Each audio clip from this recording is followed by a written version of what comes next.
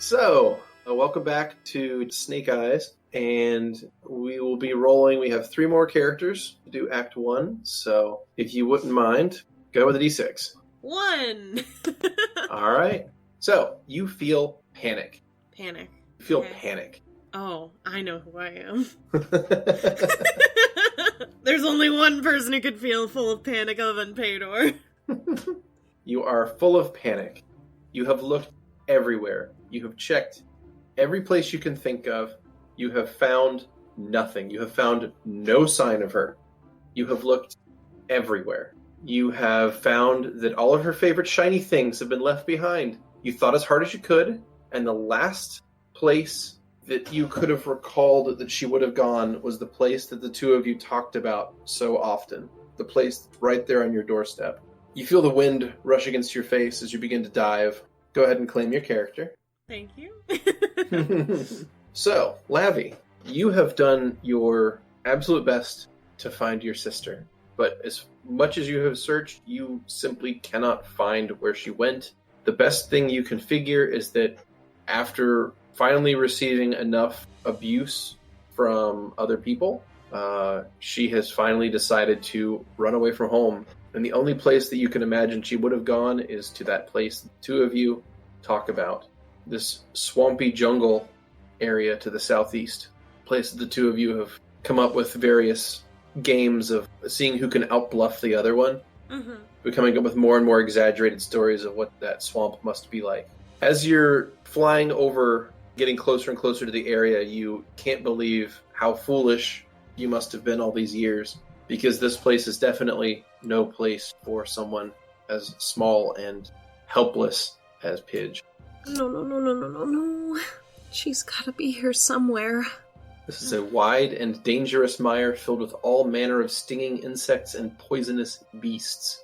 After flying over squat trees with thick canopies for what feels like forever, you eventually come across a break in that leafy wall. Sitting amid a shallow pond was a large, round mud hut, with a single chimney built into the outside edge, with a steady plume of white smoke rolling out of it, where the plume rises up and then settles back to the ground, creating a foggy area around this singular homestead. So you find a singular round hut on a small island in the middle of a little lake of almost still water in a break in the swampy trees. This appears to be the first sign of any kind of civilization that you've seen. The first settlement of any sort since you started flying from home. Alright. If there's no one outside, I'll fly to the front door. Alright, go ahead and add you to the map here. You fly up to the front door, and you find that this entire home appears to be made of shaped and dried mud, with various sticks and other things fit into it to add some additional structure and fortitude to the building. Ew. The door is mostly made of lashed together pieces of rough cut wood that sort of hangs partially off kilter, so the door doesn't really close exactly. You can see some light pouring in, or rather pouring out from inside the home. Hello? Is anyone here? What language are you speaking? Oh, that's a good question. I should look at what languages I have. You have Common, Elven, Saracen, and Sylvan. I guess I'll do Sylvan. Okay. Hello? Sorry, I shouldn't really even say Common. Common doesn't exist. Anyway. Yeah, that's why I was like, I'm just gonna skip that one. All right. So you call out in Sylvan, and you hear the following. Alright, I'll switch to Elven. I'm sorry, I couldn't understand you.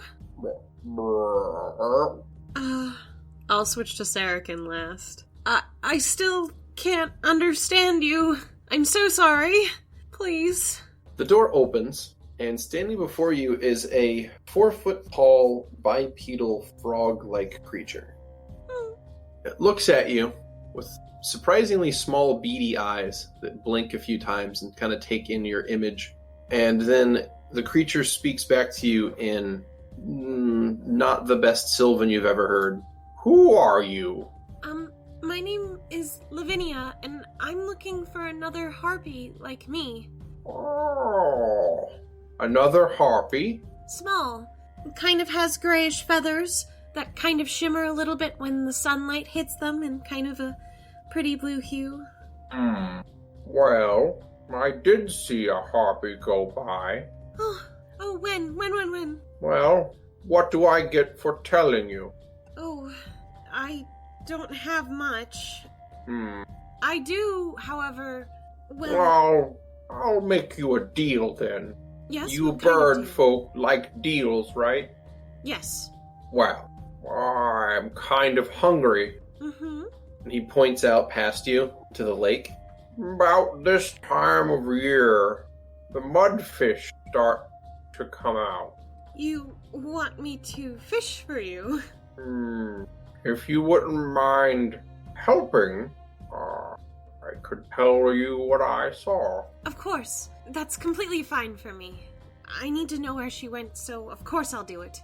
Good. He gathers a couple of baskets and he steps past you and moves into the semi-shallow lake around his home. The baskets luckily float, and he explains that the way this is done is by reaching into the mud at the bottom of the lake, feeling around until you feel a fish, and then pulling it out, setting it into a basket. He says this is the perfect time of year to catch these fish because they're not quite out of hibernation, so they don't really struggle very much. Well, I shall definitely try. All right. So that would require you to get into the lake and feel around in the muddy bottom for any sort of fish. Lavi's not happy about that portion. They enjoy the fact that they always look kind of prim. And getting dirty really isn't part of what they normally do. So she's desperate, though. So yeah, they're gonna do it, but they're not gonna be happy about it. All right. So you take a basket and you sort of float it along with you as you're walking through the lake, because the water's pretty much waist deep, and you're sort of walking along and you're feeling into the mud, and every so often you'll feel like a lump, and you pull it out with one talon and determine if it's a fish or not. And if it's a fish, you place it in the basket. So it's dirty, muddy work that leaves you tired and filthy. My feathers. Oh. After doing this for a while, you end up filling a basket, and you notice that the creature that has offered you this has also filled up his basket as well. And you're at this point kind of tired. Some time has passed, and the sun is now starting to dip a little bit in the sky. Wow, that'll be just enough, I think. Perfect. I'm so glad I could be of help. Now, let's get these back to my house. All right. Lavi's gonna actually fly up and just hold the basket with their talons. Okay.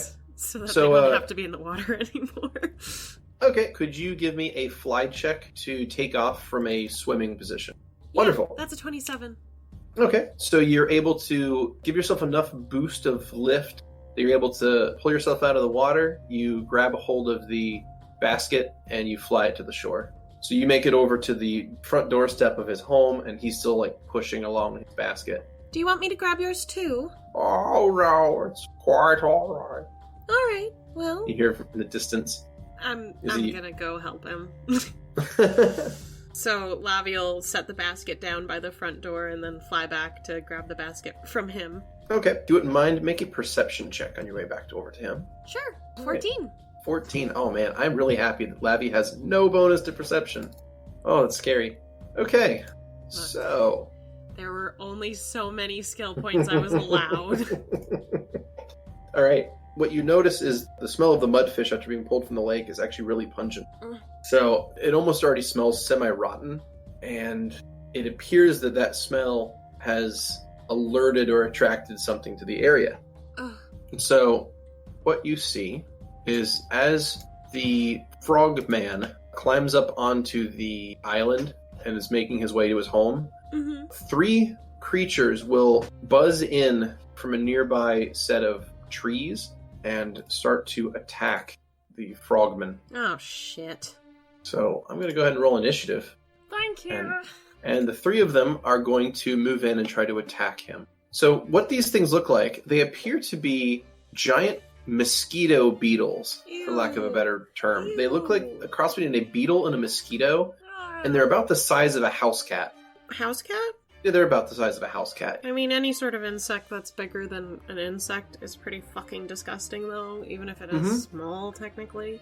Yeah, size category tiny, which is still huge for an insect. Mm-hmm. So not only do you have blood-sucking insects, you also are still muddy and filthy. This is An a pretty awful terrible day. day. This is a pretty terrible day for Lavi. Ugh. So the first one of these creatures comes up and immediately sinks a large proboscis into the Frogman, and you can tell that it was not pleasant. The other two are going to try to do the same. Yep, so 2 of them attach themselves, and now a third one is going to try to attach itself as well. Oh, great. Oh, and that one rolled a nat 20. Yep. All right. So all 3 of these creatures attach themselves to the old frog person, and he is screeching in pain and terror. Lavi, you have initiative. I guess I'm gonna try casting Magic Missile on Sturge 1. Okay, so that's an auto hit because Magic Missile never misses. Okay. 5. Nice. And then just burn the spell off there. Okay. Okay. That's going to take us to the Frogman, who he is going to take an item from his belt that looks like a stick with some twine tied to the end that's tied to a rock. So it's a rock tied to a stick. Okay. And he's going to take that out and he's going to try to flick it and hit one of these sturges on himself, to which he does. He hits one of the sturges and it cracks like a rotten melon. Ew. And drops to the ground. Okay. All right, next one. This one is going to, again, it's blood drain here. So it's going to start dealing constitution damage to the Frogman. That's never a good sign. Nope. Okay, so it does that, and Sturge 2 will do the same. So they both drain constitution from the Frogman. Ah!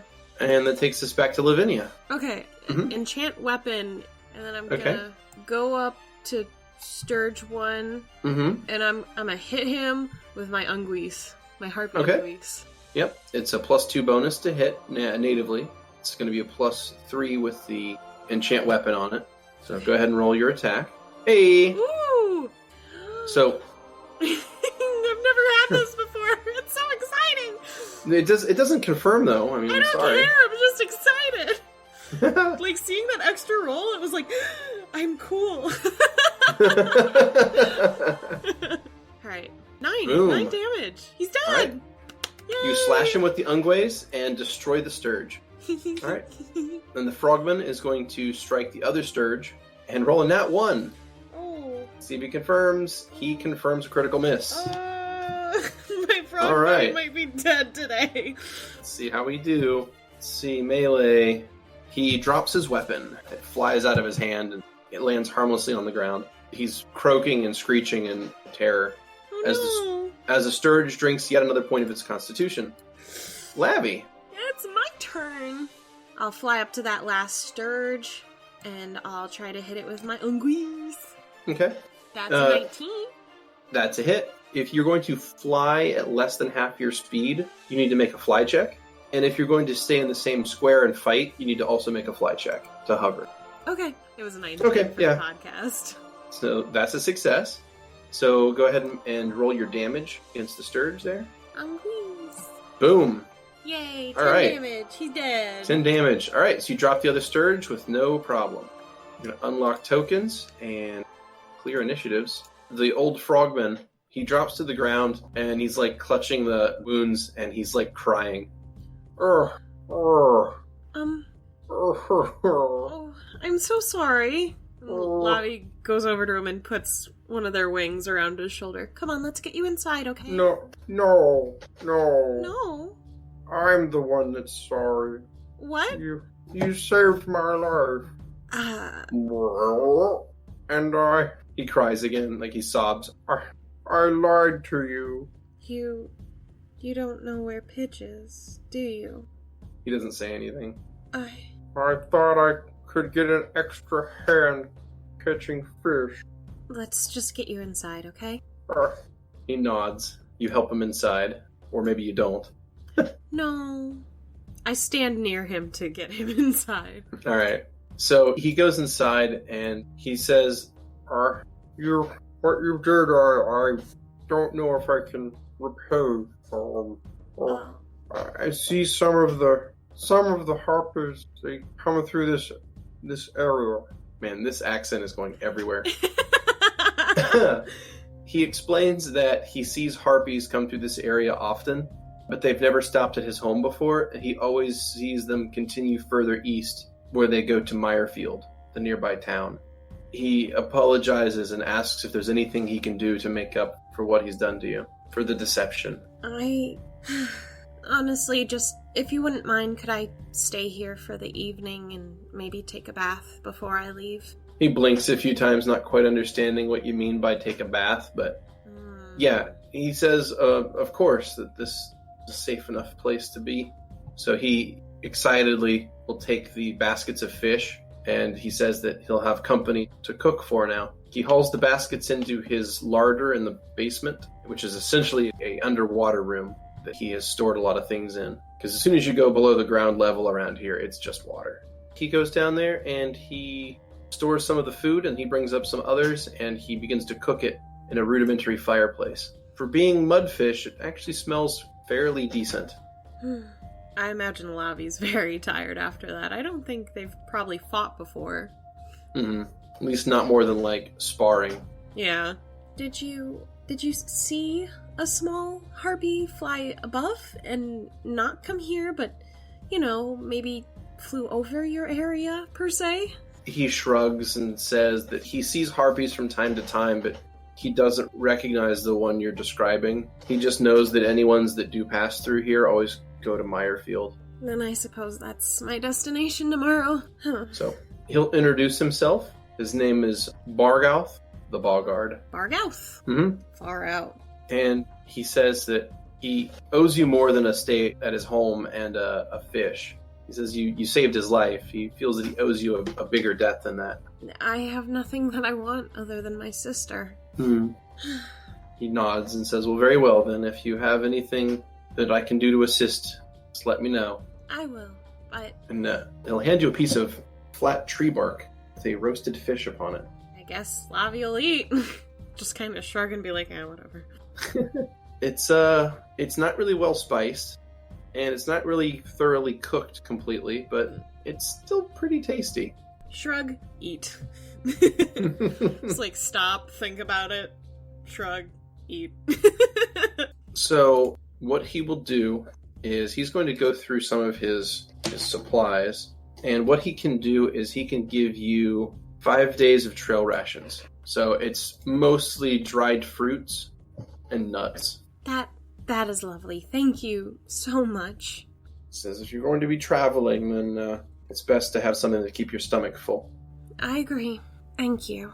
He wishes you a good night, and he climbs to the second floor of his home, where he starts croaking loudly into the night sky. This is not how I imagined finding Pidge. I imagined finding Pidge. This is the worst. I don't even know where she is. Pouting while attempting to fall asleep. Mm-hmm. All right. In that case, pouting long enough will eventually give way to you kind of just fading out. We'll go ahead and rest everybody overnight. Boom. All right. The next day dawns, and you are still pretty muddy from the previous day because he doesn't really have much in the way of bath facilities. Yeah. So you're covered now like dried, caked mud. It's pretty much all over my feathers, isn't it? Yeah, your tail feathers and pretty much your whole lower half is pretty muddy. Also, the ends of your wings are pretty muddy too. Yeah. Well, I'm gonna wait for him to come downstairs so I can say goodbye to him, and then I'll get off. He's down there pretty early in the morning. And, he asks if you're sure there's nothing else he can do. Just, if possible, keep your eyes out for my little sister. He nods vigorously. Of course. Tell her I'm heading towards that village. In the meantime, if she does happen around here, I'm looking for her. Let her know that. I swear it. Thank you. Well, I'll be off now. He croaks loudly. And I awkwardly leave the house. All right. You step outside and he waves goodbye at you and closes the door as you leave. All right. Time to fly. So, pull back up the map of the Zhash Basin. You were told it was to the east, so you begin to fly east. I would like you to make a survival check. A survival check. Okay. Mhm. 10. Okay. You manage to stay roughly on course, and after a while, you actually do see a town to the east. Wonderful. It appears that this is a pretty small but still reasonable settlement of some people that live out in the woods, or rather out in the swamps. So you fly in and you see a collection of a few dozen homes, businesses, and like fisheries built onto one of the larger lakes in the Zhash Basin. I'll go ahead and pull up a map of it for you. The town of Meyerfield. All right. So, where would you like to go? Ooh. You're basically flying in from the west. I guess I'll stop in that wider area in the silt bog. Okay. Ugh. None of this looks great. None of it. I don't like it. Okay. You land in town, and you see a number of townsfolk going about their business. They're almost entirely humans. They're wearing clothes that are pretty poor quality. A lot of them are muddy. The whole smell here is kind of rotten and rancid everywhere. Great. It's almost as if these people don't have any way to like flush away their garbage. Everything is just sort of stagnant. Even though there's a river nearby, it's nothing really seems to clean this place. And then you land half covered in mud. Great. I'm doing great. This is great. What a great day. I just have to find someone who seems authoritative enough, and it'll be fine. I'll find my little sister, we'll go back home. Everything will be okay. Peasant approaches you. You selling something? No, I'm looking for someone. Would you... Oh, normally you folks sell things. I understand that, but I've lost someone and I'm searching for them, so I was hoping maybe someone could have seen a smaller harpy. Very tiny, has gray feathers, has a bluish hue, and you see it in the sunlight. No, they usually travel together and they sell stuff. Yes, but this one's by itself. Have you seen them? Peasant that's looking at you shakes his head no, and then turns and goes back to his business. All right. I guess I'll keep going inward. All right. Make a diplomacy check to gather information, please. Oh, no. Oh, no. 19? I was going to say, diplomacy's actually, I thought it was Lavi's strong suit. It is. But I get so nervous since Moo. Like, Paydor was like, bam, bam, bam. Know what to do. Dab, dab on things. And then Moo was like, I can't even throw a bomb. And that's my specialty. And it was just like, Jesus Christ. And now I'm all like, is this what Kyle feels like when he rolls?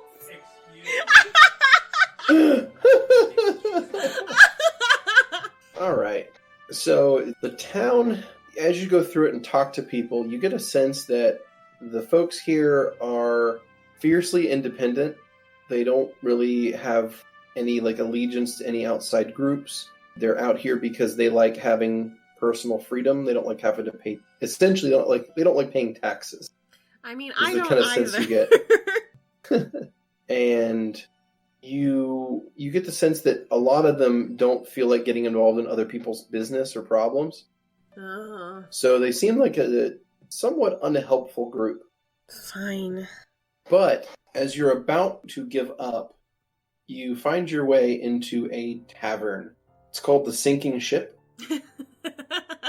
Okay. And inside, you see an argument taking place. Oh. As you're going in and like asking people if they'd seen Pidge. You see a man getting yelled at, and he turns and he's yelling back at the man behind the bar. Well, you can't fire me, because I quit. Oh, it's just like in the soaps. He turns to like tromp out the door, and he basically turns right into you. And he's like, oh, I'm sorry, miss. Didn't mean to get in your way. He kind of takes an embarrassed step back, and he's already sort of blushing a little bit. Is this an alchemist? Is this an alchemist?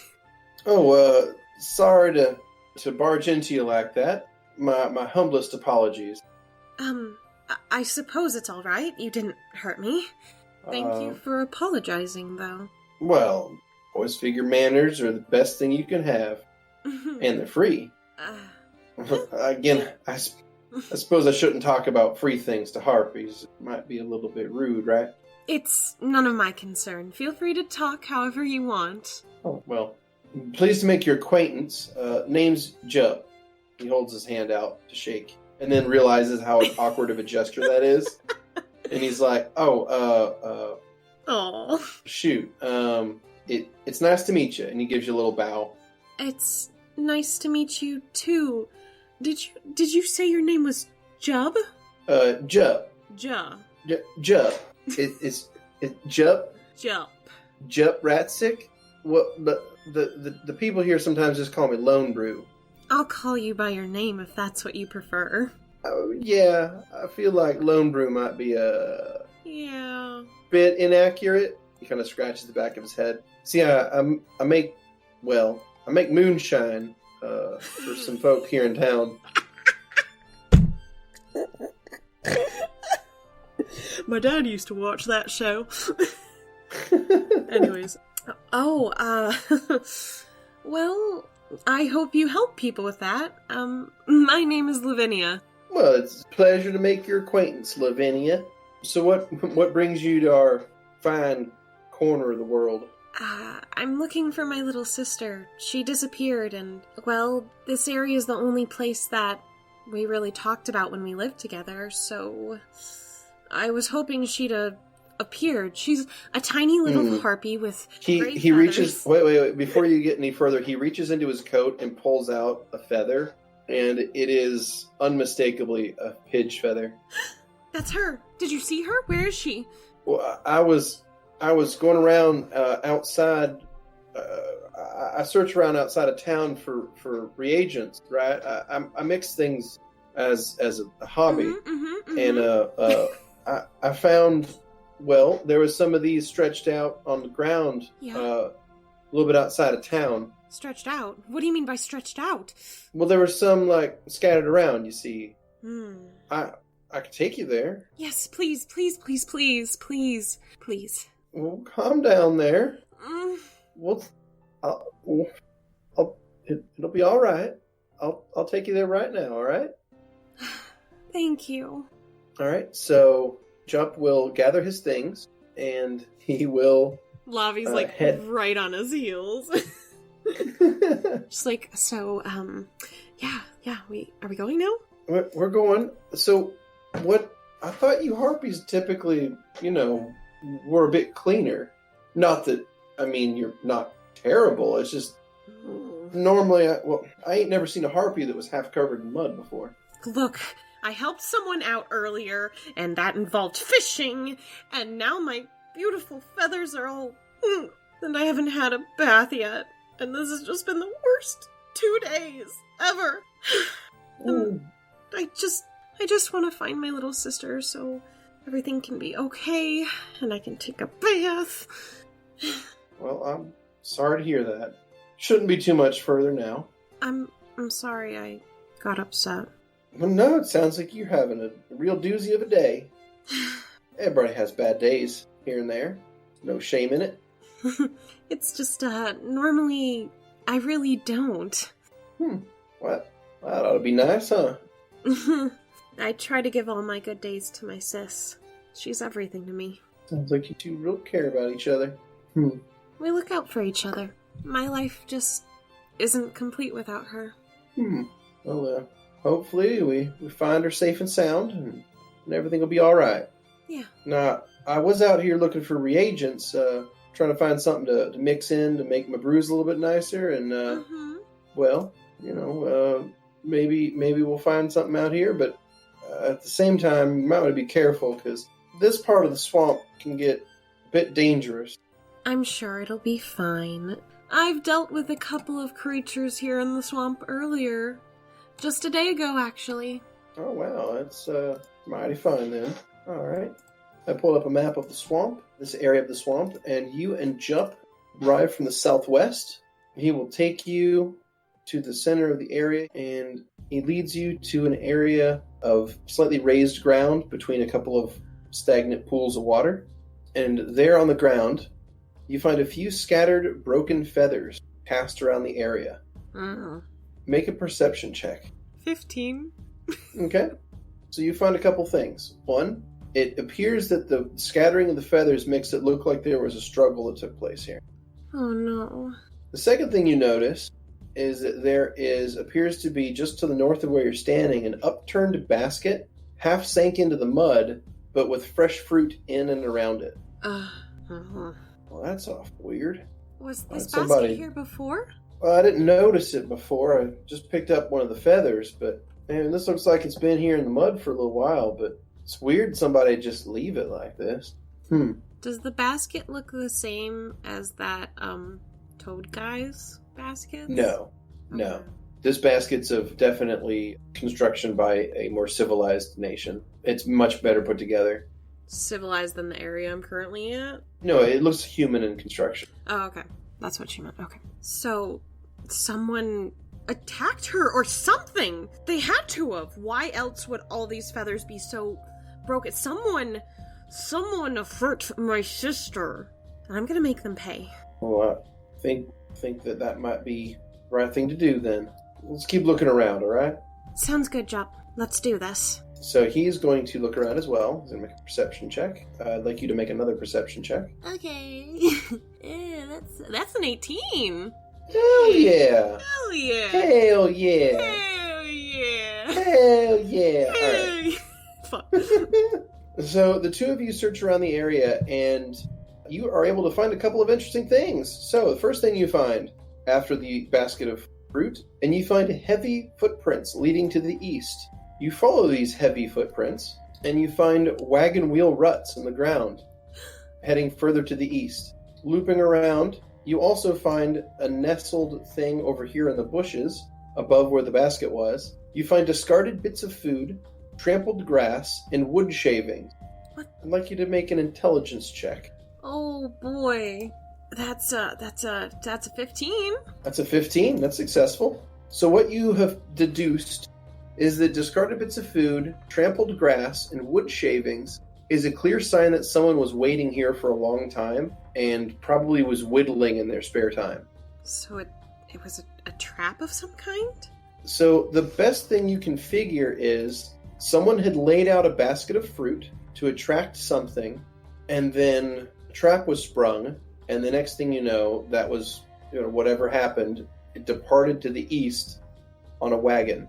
Jup, someone took Yes, my ma'am? sister. Well, that ain't right at all. Agreed. I have to go after whoever took her. I understand, and I only have one thing to say. Yes? At that moment, the water next to you guys is going to become disturbed as something breaks forth from it.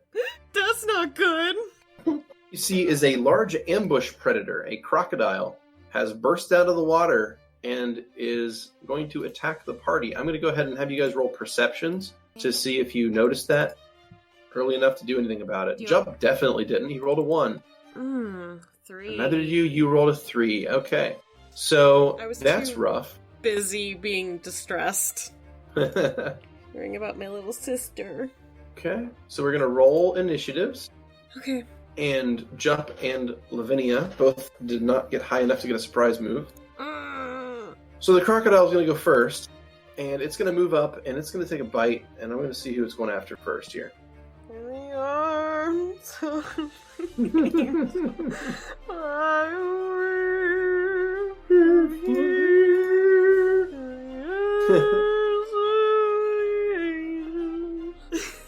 May you get demonetized. It's going to reach out and try to bite you. It, however, barely misses.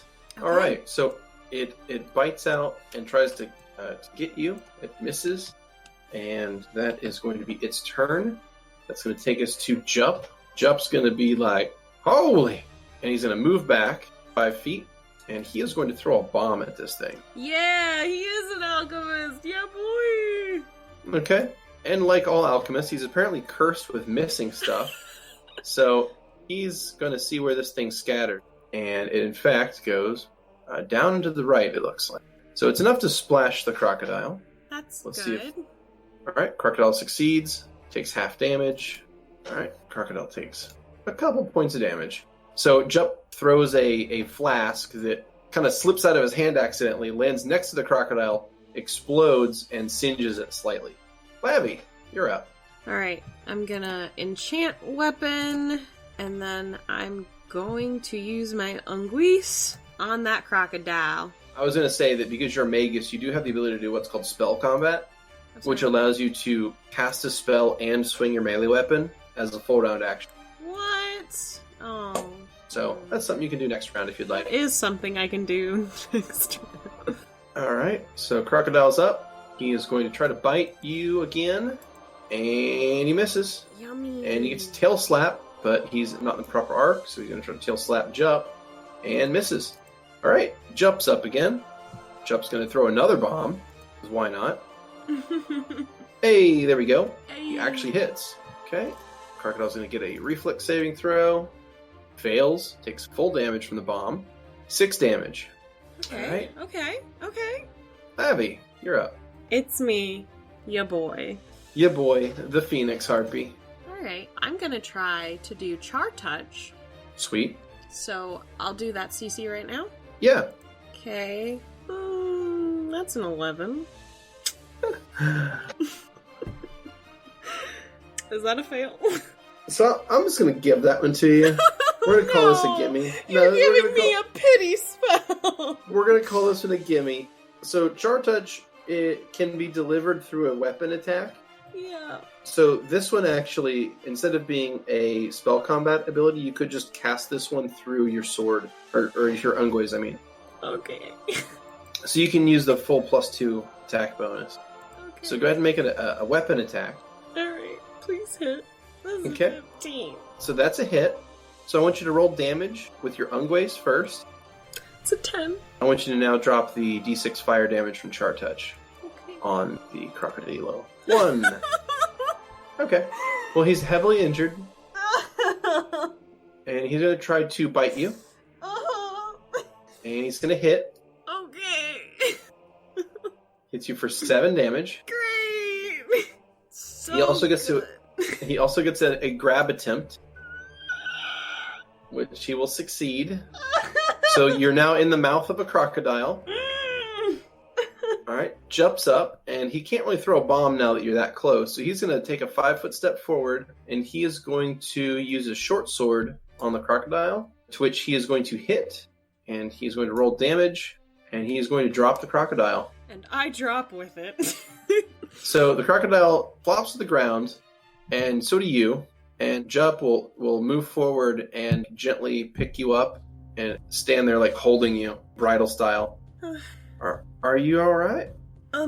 Actually, I hurt really bad right now. Well, shoot, I got something for that. Here, hold on just one sec. He turns around and he sets you down on a soft pile of moss, and he reaches into his pack and starts mixing some stuff together. He's like, here, drink this. Okay. I guess Lavi takes the bottle? Mm-hmm. Yeah, it's a little flask, yeah. And brings it to their mouth to drink it? Yeah. And just so you're clear on how the mechanics of this work, you can do simple things like that with I your imagine wings. it's just like holding things with your elbows. Yeah, you're holding it basically with both wings, and it's pretty easy to do. It's not quite as dexterous as hand, but yeah. in this case, it's pretty. I just anyway. checking with you because this is more your angle of how it works, and I'm like, I can imagine how it works, but So you hold this bottle in between your wings, and it's uncorked. The liquid inside is clear and smells like nothing. There's no smell to it whatsoever. It's weird. But you knock it back, and I'd like you to make a fortitude save. Fortitude? Fortitude. Okay, that's a 6. Oof, 6. Okay. So that hits you like a ton of bricks. That was like straight alcohol. Oh! Shit! Alright. I would also like you to roll a 1d8 plus 3, I think. Okay, that's 5.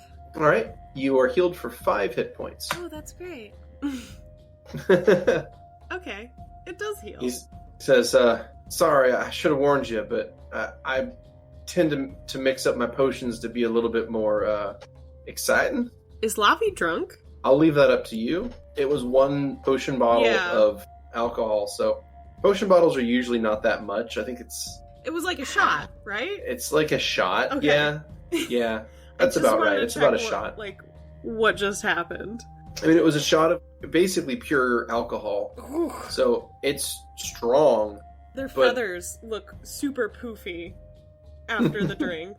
If you would describe hair standing on end, this is how I imagine the equivalent to feathers would be. Well, your wounds look a little bit better. Yes, I do feel better. Thank you. That was awful. This day sucks. Sorry, I didn't think it was that bad of a brew. No. The crocodile. Your brew was Oh. wonderful. You did... Thank you. I'm so sorry. I should have reiterated correctly. Oh, shoot. It's alright. You seem like you're in better spirits, at least. But let's... Well, you're gonna go after the wagon ruts and try to find your sister, right? Yeah, I don't know what happened to her, but I think someone hurt her or something. He scratches the back of his head. Well, I mean, I just got fired from my job, and Yeah. well, if you need somebody to travel along with you, I wouldn't mind. I think I would like that, Jep. He gets a big old smile on his face. Well, and here I thought that was a shot in the dark. Well, he rubs his nose. I'll pull my weight, promise. Thank you for everything. Hey, we'll find your sister, and see the world a little bit. Could be fun, right? It could. It's a little nicer not being alone, though. Thank you. He stands up and offers a hand. Lavi takes it with their wing. He'll take hold of your wings and pull you up to your talons. Well, suppose we better see what's out to the east then, huh? Yeah. You all right to continue, or you need a little while? I think for right now I'm fine. I'd like to at least try to get some way ground towards wherever they took her. And maybe if we visit a village on the way of following those tracks, it would be really great to take a bath. Yeah, you kind of stinky. Lavi fluffs up. He laughs as he turns to walk to the east. I'll have you know, I normally smell great and like flowers. You'll have to show me sometime. I will. Is that a promise? It's a threat. He walks to the east, a smile on his face, following the ruts in the ground the wagon left behind, and Lavi chases behind, lobbing threats as we fade to black. That was fun. So I that liked was that one. Lavi's start. Do you like Yeah, my these are- little firecracker? Yeah, I do. Can't wait for them to get a chance to really stretch their wings out. Yeah, they're kind of caked in mud still. I How dare he call me stinky? mean, it's true. How rude. Covered in dried mud. I'm having a very bad 2 days. So you have an alchemist that makes alcoholic health potions. So that's fun. That's gonna be interesting in the future. Yeah, that won't ever go bad. Alright, you have traveled a long way, and my god, it has been boring. I know who this is. Go ahead and pick your character then. Jaculus? Correct. I'm glad we know the characters at least. Ugh. So, this is the nation of Sejun. Oh my god. Alright? Now, Sejun is an interesting place. You were, as far as you can tell, born and raised in the town of Hasisi. Mm-hmm. It is a nice trading town that is at the end of the long trade spine through the Shimmering Dunes, as well as being the northernmost town to trade with the dwarves from the nearby fortress town of Dilgren. So the Sejunites, they live in the southwest corner of Obador continent, and they are a pretty advanced and peaceful people. They produce a lot of interesting stuff that we'll get into later. But anyway, you left Hasisi recently because there was nothing left there for you to do. So you are traveling southwest along the road because you're going to go to the big city of Kadaria. There's got to be something interesting there, right? Mm-hmm. You would imagine eventually you're going to find something interesting. Maybe. We'll find out. So, you head on the desert road south toward the Jewel of Sejun, city of Kadaria. As you're traveling, I'd like you to make a perception check. Oh, you bet your bottom dollars I can, because my stats are great with Jaculus. Woo! It's a 15 for perception. Alright. So, on the road ahead, you see something interesting. Oh, fun. Not even in a town. Mm-hmm. You're on the road, yeah. To El Dorado? I mean, maybe. It is the Jewel of Kadaria, so it's kind of a golden city. Ooh, kinky. Sorry, I have to be in this mind state for It's him. fine. You do your best. And what do I see? What do you see but a traveling merchant with a cart being hauled by a donkey? He's standing on the road and he's being accosted. They're dressed in simple dust-protecting garments and things to keep sand out of their eyes and mouth. Because sometimes if the wind picks up, it can get pretty dusty out here. Yeah, you gotta protect your mouth. Don't want strange things going in them.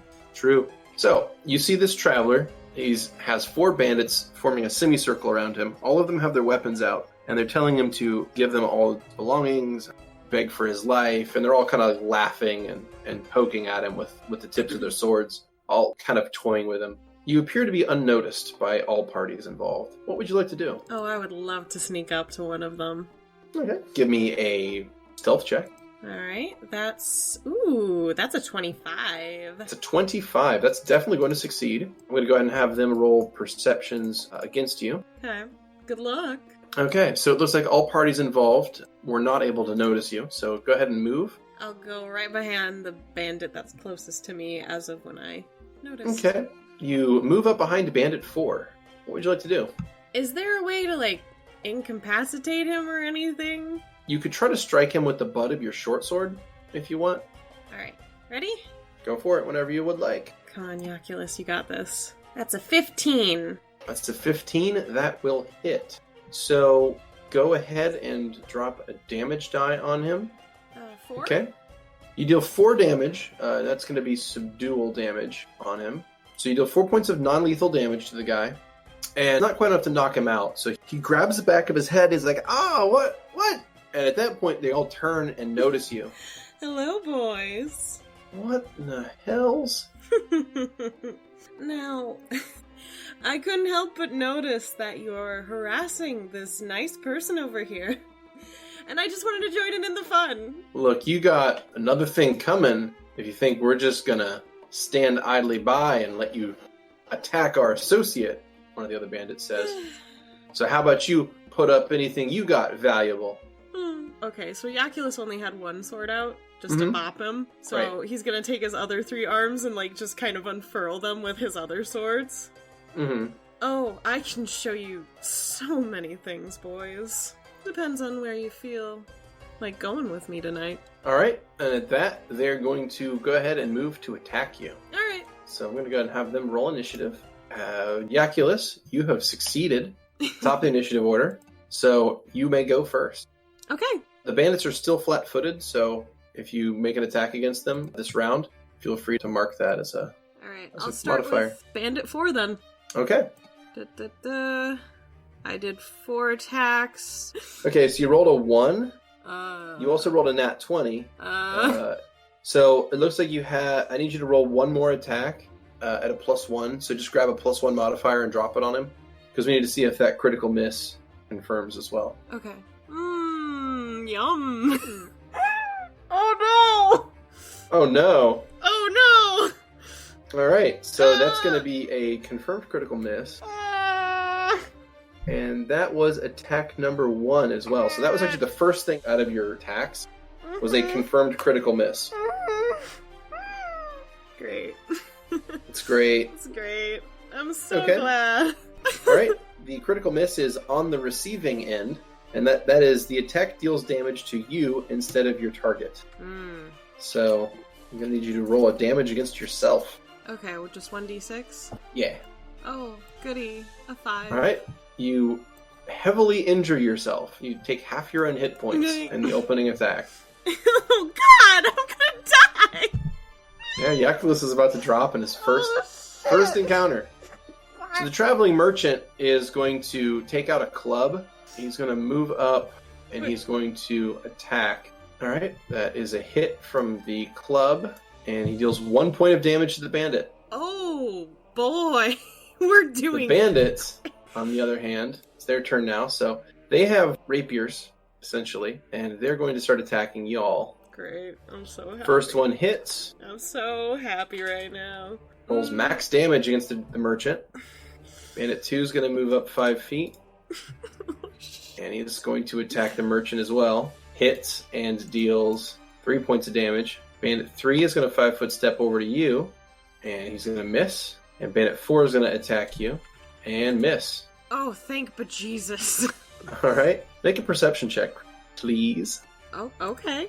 Ooh, that's a 10. Okay. Ooh, In that case, you don't really see what happens next. fuck.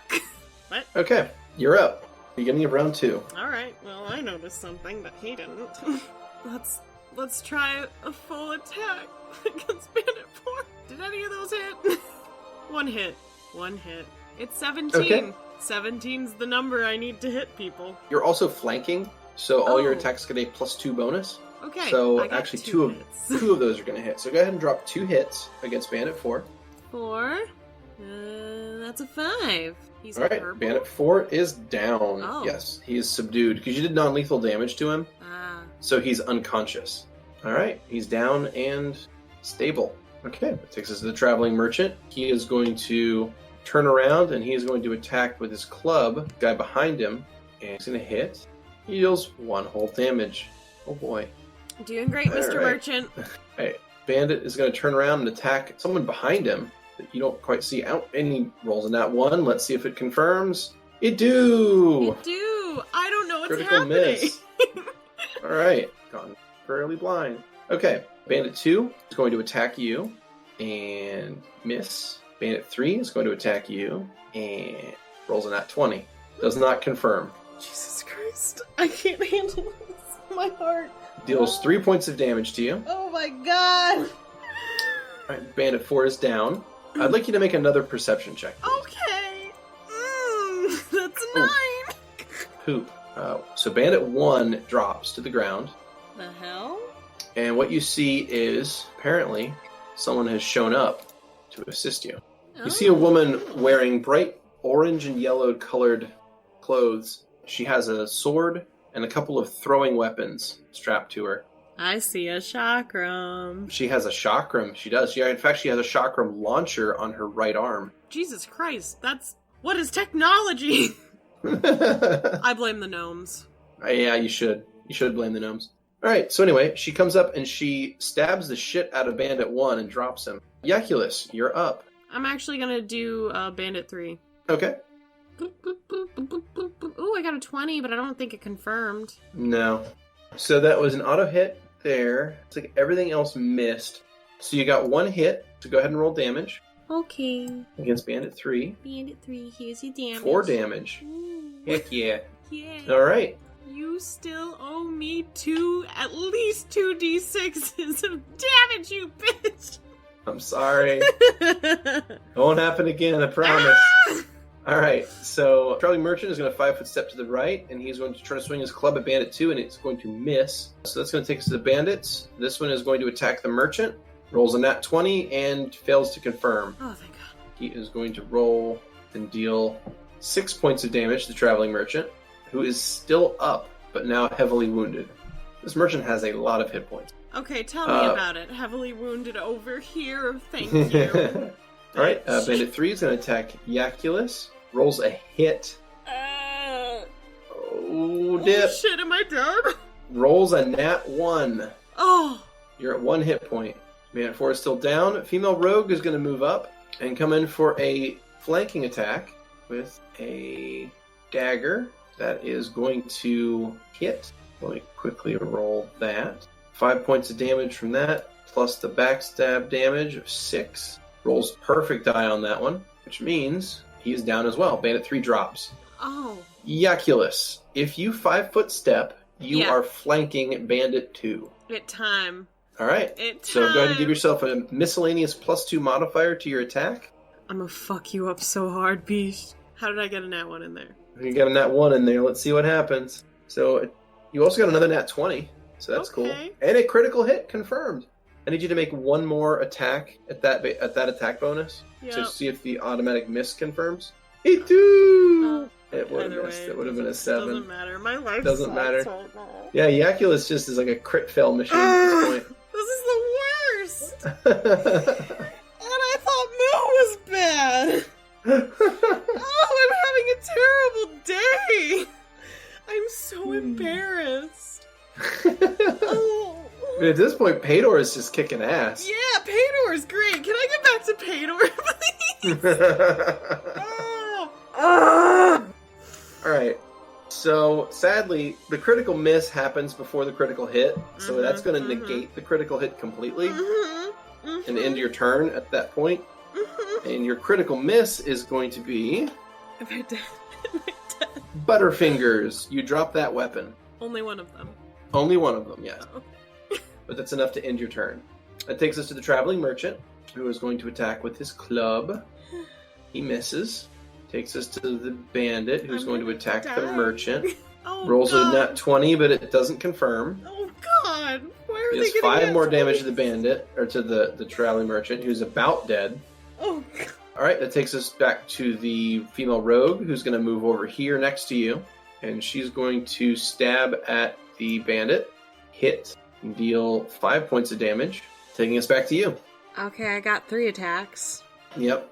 So there's a 3 plus 1. That's a miss. Nat 20. Doesn't confirm, but still hits. And then there's a 17. Okay, cool. So, yeah. That is 2 hits. So, Nate, is he dead? Yeah, he's dead. Okay. That was a really And hard it's 2 dice. fight. Alright, I'm unlocking tokens Me as a player. and clearing initiatives. Well, So at that point, the bandits are on the ground. 3 of them have bled out. The 4th one is just unconscious. This rogue, she looks at you and looks at the Traveling Merchant, and she puts her weapon away. So, what brings something like you out this way? would you believe me if I said for adventure and then I winked at you, or do I have to actually give you a reason? She looks at you and smiles. Well, you certainly seem like an interesting thing. My sentiments, Hold that. exactly. Hold that thought just one moment, would you? Of course. She takes a step over here to the merchant. She looks at him and she says, "Well, it appears that my friend and I have saved your life." The merchant is kind of babbling and he's definitely stressed. He's not really being coherent. She's like, "Well, how about you hand over some of those belongings as a way of saying thanks?" The merchant nods without putting up any protest, and he takes out a sack of coins and hands it to this female rogue. "There, that wasn't so hard now, was it? Be on your way." He nods and gets his donkey cart and starts moving to the north. Ugh. He looks at you as he moves past, and you can see him like muttering like a prayer under his breath. Aw, did he just pray to me? Maybe, but I think at the most part he's just sort of shell-shocked. Thank you for your assistance. No problem at all. She takes a step closer to you, reaches into the sack of coins that she got, and she takes out a handful and holds them out to you. "Your cut." Jaculus looks a little bored. Okay. They just hold out their hand. One of their Okay. hands. She places a handful of gold in your hand. We'll say it's 12 pieces. Puts you up to 62 gold pieces. She puts the rest of the bag in one of her pouches. And she says, "The name's Samira." My name's Jaculus. It's nice to meet you. Likewise. So, you're truly out here looking for adventure?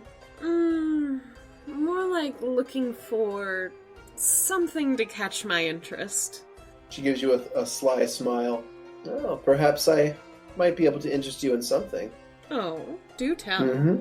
Lots and lots of money. Jaculus looks immediately bored. Oh, don't be like that. With money, you can buy all kinds of entertainment. Jaculus shrugs. Well, suit yourself, but I think I have a group of friends that might be interested in meeting you. Friends, you say? Quite a few. Well, if not for money, I would love to meet new people. She walks up to you and she puts an elbow out for you to take. Well, then shall we be off? We shall. And Jaculus takes one of the arms and wraps it around hers. So, tell me where we're going. We're going to the Jewel of Sejun. Perfect, that's where I was headed to begin with. Okay, so the two of you travel along the road toward Kadaria. It's a multiple-day journey, and along the way, you get the sense that this Samira character is driven by very few things in life. Most notably, a lust for wealth. Boring. That's such a typical thing to be driven by. People are far more interesting. Alright, so over the course of about a day and a half, two of you make your way down the road. Just to the left of the road is a river. The road basically follows this river. Until eventually the river completely dries up. Like it shrinks the entire way you go until finally it eventually just dries out in the sun and heat. At which point this path meets up with another that travels almost directly west into Kadaria. Well, this is fun. So, as you travel west, you enter a large valley, and you see the following city. The bustling and rugged capital of Sejun sprawls across the entire length of a wide valley. The area is the beating heart of the nation of Sejun. Farmers, traders, soldiers, mercenaries, explorers, and adventurers live here by the droves, all seeking a good life. The city is made up of a collection of adobe-style earthen buildings, along with larger brick construction. Many of the larger buildings are as many as 7 stories tall. However, the spires on top of the Sultan's palace are the highest point in the entire city, reaching to nearly double anything else. The city was built here due to the large abundance of groundwater in the area, making the surrounding commons highly fertile. Traders bringing in goods from the sea to the west, and from the dwarves to the northeast. Many spices and dyes are produced in this region of the world, making Kadaria an important trading hub for the entire continent of Obador. This generally leads Sejun to be considered one of the wealthier nations on the continent. Kings and nobles across the entire area consider owning a fine dress made in Kadaria, or having a meal spiced with the locally produced saffron to be the very height of status. This city is home to more than 20,000 souls, and the vast majority are human. Are we coming in from Gate Town then? Correct, yeah. You're coming in from the southeast, from Gate Town. She says, finally home. Oh, you live here? Of course. Where else would I live in this strange part of the world? I'm going to live here. Let me guess, you want to live there. And Jaculus points to the palace. Maybe. But the life of a concubine doesn't suit me. Oh, that's not what I meant. Oh, what did you mean? You owning it. I imagine that's what you would want. That seems a bit of a wild exaggeration. I'm but a simple street rat, she says as she bows to you. And I am but a simple good luck charm. We'll see about that, she says as she runs a finger across your face. If you're going to be a lucky charm for me or not. We'll see what my friends think. We shall see your friends indeed. Now, lead the way, my friend. She does so, and I would like you to make a perception check. Ooh, that's a 10. I'm doing so good. So, as you walk into the city proper, there are so many sights and smells and people and bright colors that you can't really focus on any one thing. It's sort of a sensory overload coming in from the desert. I imagine Jaculus is like a kid in a candy store currently. Everything looks interesting right now.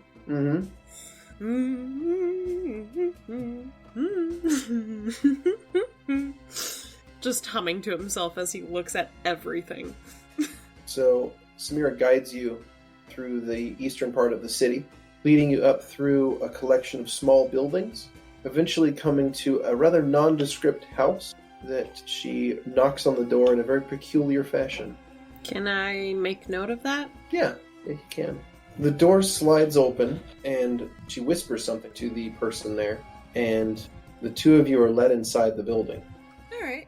Ooh, spooky. From there, the two of you head down a staircase into a cellar. I'm here to fuck shit up. I only have 1 HP So it's been a day, so I do need to recover 1 of your hit points. I know, 1 whole hit point. Wow! Wowee! Boy, do I feel lucky. You're certainly the good luck charm you thought you'd be, huh? So Samira guides you down into this cellar underneath the building, and she says that this is the base of operations for her friends. She pulls her shirt open slightly, and she shows you a tattoo just above her left breast that is of a tattoo of a hand symbol, a stylized hand. Fancy. My friends here, they protected me and took me in at a young age, trained me, taught me everything I know. I was hatched from an egg. I'm sure that was very exciting. So very exciting. Is it difficult to hatch from an egg? I just imagine I expanded so much that it just couldn't contain me. You're good at expanding then. We'll see. I suppose we might. She leads you into a room nearby, where you see a few people having a conversation. Hello, you see people. This. You see this man here. This is the leader of our little troop. Ooh. This is Jalal. Jalal turns to you and kind of nods. See, well, what an interesting and fortuitous happening. Jaculus has a cute little hand wave to him. They do say that spotting those of your kind is followed by years of good luck. Jaculus leans over to Samira again. I told you. Perhaps our luck is changing then. What do you think, Jamila? He turns to the woman in the room with him. You named someone Jamila? Should I not have? Can I say the quote? Go for it. Let's eat Jamila! Okay, I'm good. So Jamila is covered in strange tattoos and has a weird mask covering her eyes. She seems like an odd sort. Jamila kind of speaks in a strange tone and says that, yes, ones of their kind normally portend moments of great change and fortune. Be they good or bad is debatable. Is this all your friends? The ones worth meeting now. Hmm. There are more, but you'll meet them in good time. Interesting. So, how do you feel about getting to know me a bit better? Jaculus raises his eyebrows. What is that supposed to mean? Well, I thought you and me, she takes a step closer, puts a hand on your shoulder, could spend some time together. Okay, I gotta take a second.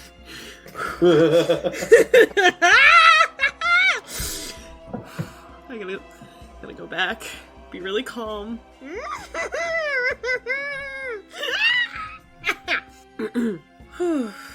Jaculus leans in. And getting to know you better involves what, per se? She leans in and gets very close to your face. Stealing from people.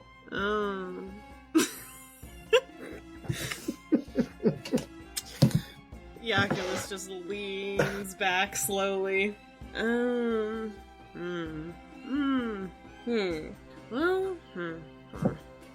Jalal kind of interrupts and says, "We have a job.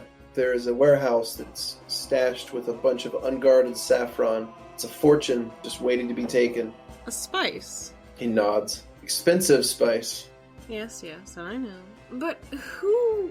Maybe a better question for me to ask so I can be interested in actually doing this. Who are we stealing from? Oh, just a merchant guild. A bunch of fools who are easily separated from their money.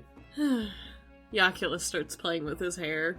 Samira kind of looks a little pouty. Says, "If you do this, I would be more interested in spending time with you."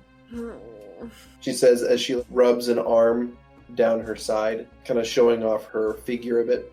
Jaculus kind of blows air up against his, well, he only really has one piece of hair that really dangles on his forehead. Mm-hmm. The rest kind of are pushed back. He kind of blows it out of the way. Yeah. Look, I'm terribly bored right now, so I'll do it. But I don't really want anything. I guess I just feel like it. If you say so. But let me know if you change your mind. She walks past you and traces a finger under your chin as she goes. Jaculus is looking at Jalal. Jalal's looking at Jaculus. And there is a good old elevator eye happening right now. You know what that means, right? Where you're just sort of like looking like slowly up his body? Yeah, up and down. Up and down, oh, okay. He seems to make no indication, positive or negative, toward what you're doing. Well, that makes it more interesting. The problem is, Samira just was like, sure, here. And Jaculus is like, that's no fun. But this one doesn't indicate anything, and that's far more exciting. This is your boy. This is how we do. And just very unsure about Jamila.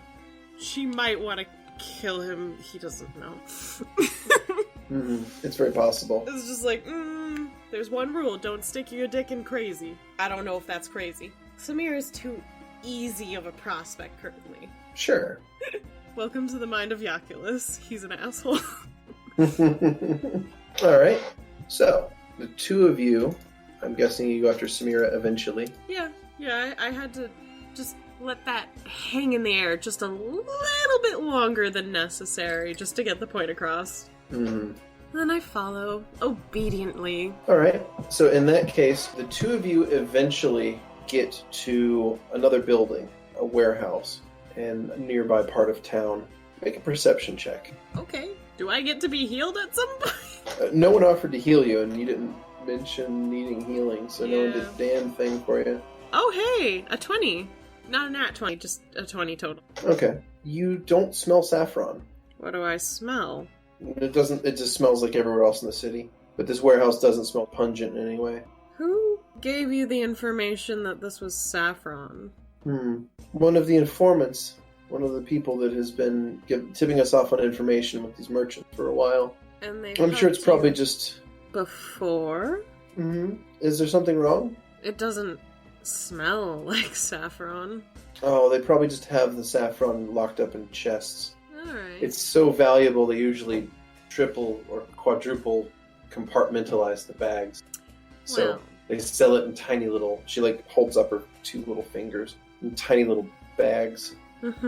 Well, I'm gonna just say this because, well, I have to.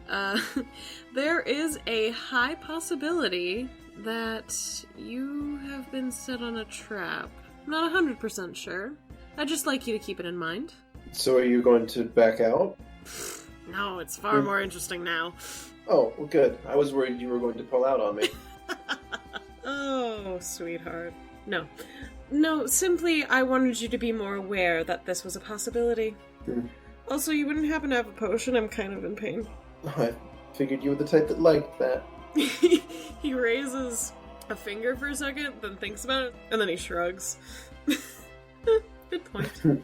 I'll tell you what, I will personally administer a healing potion to all of your wounds as soon as we're done in here, okay? Alright, I'm good. Alright, so you head into the warehouse. The door is locked. Would you like to try to disable it? Oh, for sure. That's a 10. Okay, that's going to fail, but it doesn't damage the locks. You could try again. Let's do it. I didn't know this was a skill to do that. That's a 20. Not a nat 20. All right. A 20. Succeeds. You pick the lock on your second attempt, and you manage to walk into the warehouse. Well, you move into the warehouse, I should say. And you and Samira head inside. Samira is covering the exit, making sure no one interrupts. You head into the room, and it's about 25 feet by 25 feet. It's not a huge warehouse. And you head inside, and when you do, you quickly notice that there's a couple of chests in the middle of the room. Do they smell like saffron? You still won't smell any saffron in here, no. Can I check for traps? Yeah, that'd be a perception check. Goody, that's a 12. You don't see any traps or anything like that in the room. Such good rolls. I'm doing great. I feel great. Everyone sucks other than Paydor! And Soul. Soul's the best, always. Always. Perfect child. My perfect child. They will never... So, yeah, you don't detect any traps. Would you like to open one of the chests? Can I kick it first? With what? Oh my god. Oh my god! Oh my god. I'm an asshole! Ah! Yeah? With your what? I don't know, can I tail whip it? Yeah, you can tail whip it. Okay. You tail whip it, and it falls over as if it's empty. That's not a good sign. Samira turns and looks at you and says, "No, I don't believe it is." And at that point, a door to the south is going to open, and a couple of people are going to walk into the room. Are you ready to seduce your way out of this? She looks at you and gives you like a subtle nod. She starts to loosen her clothing. Jesus, okay. Jaculus All right. has his, like, one arm back, hand through hair, smolder. Okay, and here is what is going to happen. So coming in from the south part of the room, you see 4 people come in and quickly stack up on that side of the room. They're wearing armor and clothing emblazoned with a hand symbol. Like the one that she has tattooed on her? Correct. And then in will step another person. Ooh, interesting. Hello. She steps into the room, and it appears, just by the way she's standing, that these people report to her. Ah, so it is true. There is a Serpentes here now. Little hand wave. Hi there. Well, what are you waiting for? A question. Personally, I'm trying to figure out what the hell is going on. And if you could answer me, that would be great. I will answer you, though I was not addressing you. I was addressing my companion. Maybe, but we all know I'm far more interesting than that. So I answered. Alright, men, take it alive. It? Rude. Alright, and this is where we're going to roll initiatives. And Jaculus, you have initiative. I'm gonna look over at Samira. Mm-hmm. Are these not your people? The tattoo? Symbol? What is happening? She's not making eye contact with you. Oh, you bitch. Alright. Jaculus raises his hands. Alright, take me. As long as you don't hurt me, I'm happy. Well, not much, Oh, this other person will say. But take a step forward, take a look at you. She pulls her sword out of its sheath and gives you a quick slap to the side of the head with the flat side. And it is enough to knock you unconscious. Damn! I was gonna go willingly, bitch! Bitch! Both of you! I know, right? Bitches! They're terrible, aren't they? Ah! So mean. So mean. I know, these people are awful, aren't they? Ugh! It's so fun, though. Jaculus. I mean, it makes it more fun for him, to be honest. Okay, so you come to, Yeah? and you find yourself in a small room. You are in a cage. The cage is 5 feet by 5 feet, so it is the square you're standing in. The cage is locked, and all of your equipment has been stripped from you. That's great. You wake up, and your subdual damage is gone, and also your wounds have healed slightly, making you think that multiple days have passed. I'm a stretch. Okay. You stretch and find that your tail has been chained in a couple places to prevent you from moving very well. Rude. I could have just asked. It's far more interesting this way, but I still could have asked. No, no one said I didn't like a challenge. Guard, someone, please help. I've awoken and I have no idea where I am. Could someone please help me? Just wait patiently. There doesn't seem to be a response. Is there any food in this cage? No, there is not. So, a few hours pass in total boredom. Alright. You neither know the hour nor the day. I'm gonna try to pick my chains, I guess. Okay. Because I'm fucking bored. Sure. You can try, but without any tools, it's going to be nearly impossible. It's still something to do. Make a perception check. 17. You hear footsteps approach. I'm going to pose seductively on my side. Tongue slightly out. A smile.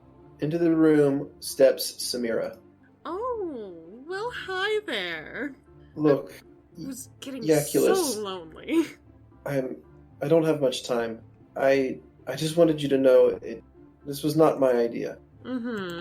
Okay. So which of your higher-ups told you had to do it or else they'd kick you out? Suppose you know these stories already, don't you? Ooh, I've read a lot of books.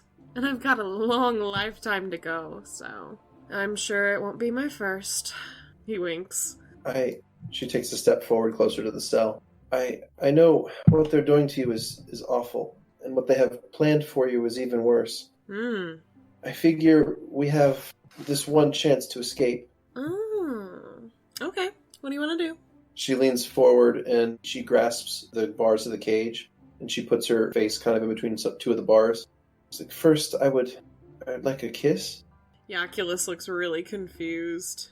You don't have poison on your lips or anything, do you? She looks confused. No. Do I look poisonous to you? I think if either of us were going to have poison, it would be you. Jaculus kind of brushes his hair back. Oh, well, you know. Brightly colored things seem to, well, be dangerous. He gestures to the orange. But may I ask why a kiss? I suppose I wanted to know if you were serious. Oh, that's a fun little one. Okay, let's play. I just imagine Jaculus is the fucking fourth wall breaker. He just looks at the camera and is like, oh. A very, very happy smile happens. He just leans forward and gives her a cute little peck. She moves back at the last second. Oh, well that's no fun. He leans back again and looks even more bored. I'm sorry, I just wanted to make sure that that's really what your intention was. I could never kiss a monster. Oh, that's cute, sweetheart. You think I'm the monster. I think something like that. Well, if we ever see each other again, I think, well, if we ever I might see wear some of you. Farewell. She blows you a kiss. Bye, bitch. Hope your cooch don't stink as bad as you do. Time passes. Now Jaculus is just pissed in a cell, just like, bitch, fucking bitch. Bitch. Eventually, a guard arrives and slides in a plate of not great food. It's like a crust of bread and some thin porridge. Boring. Ugh. I hate this. 3 days pass this way. If anyone's been listening, he's just been groaning and bitching the entire time. 3 days pass this way, and Jaculus has only brought food twice a day, once in the morning and once in the evening, and the food is bland and not filling. So you're becoming hungrier and hungrier as time goes on. Living with a historian was less boring than this. Ugh. And of course, he's very melodramatic, so... Oh, sure. Finally, after 3 days, Cobra will walk back into your cell.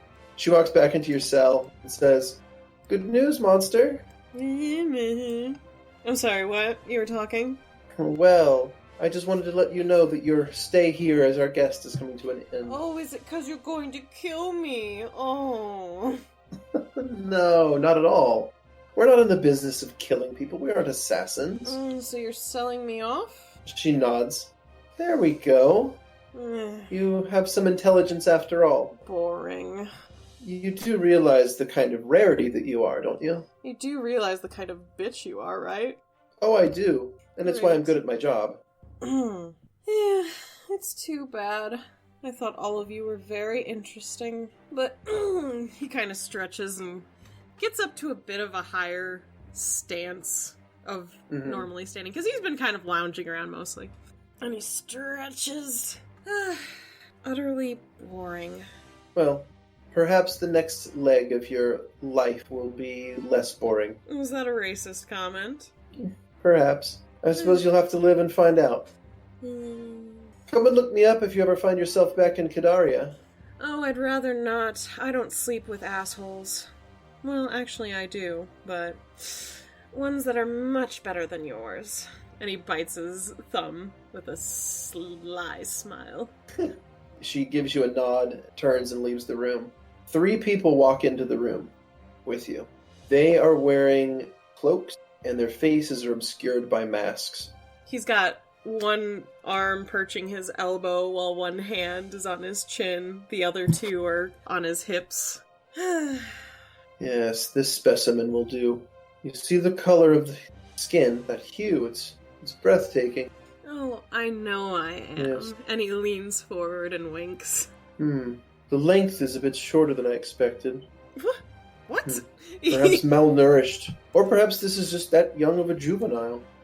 How dare you call me a juvenile? It should still make a reasonable catalyst. Why is no one listening to me?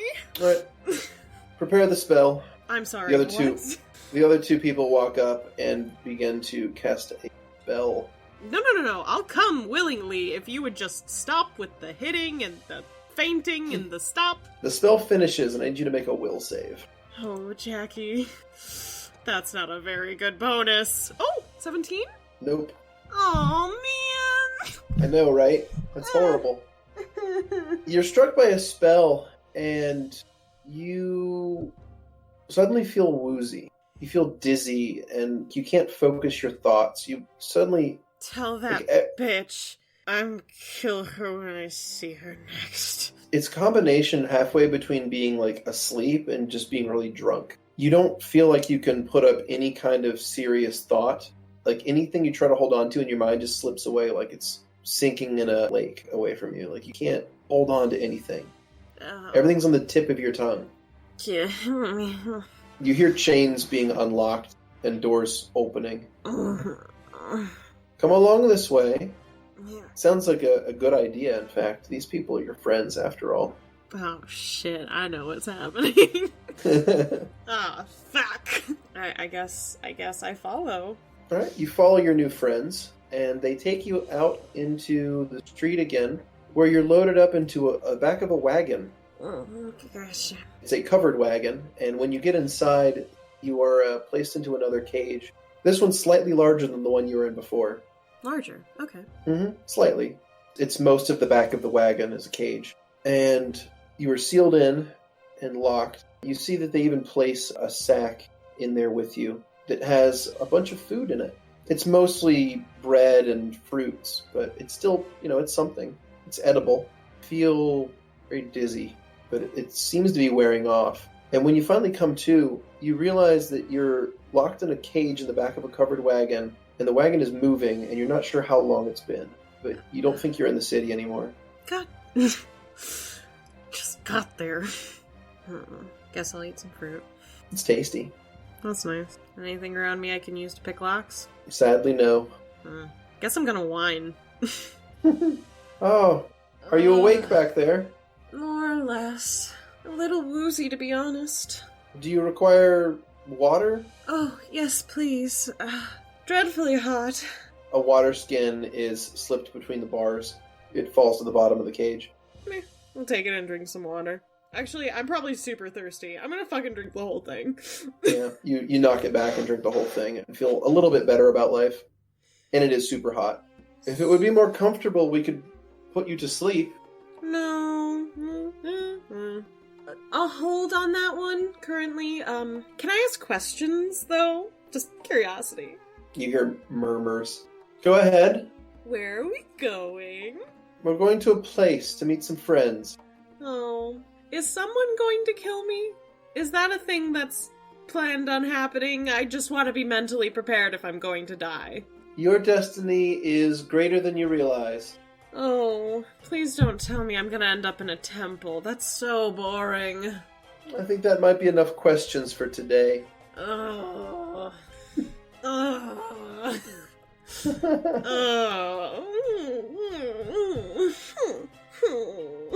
It's just whining in the back of the car. Oh, fucking Jackie is such a whiny little bitch. It's great. He is. Isn't he great? Yeah. Just imagine them like completely shifting themselves around every time they whine. Oh yeah, for sure.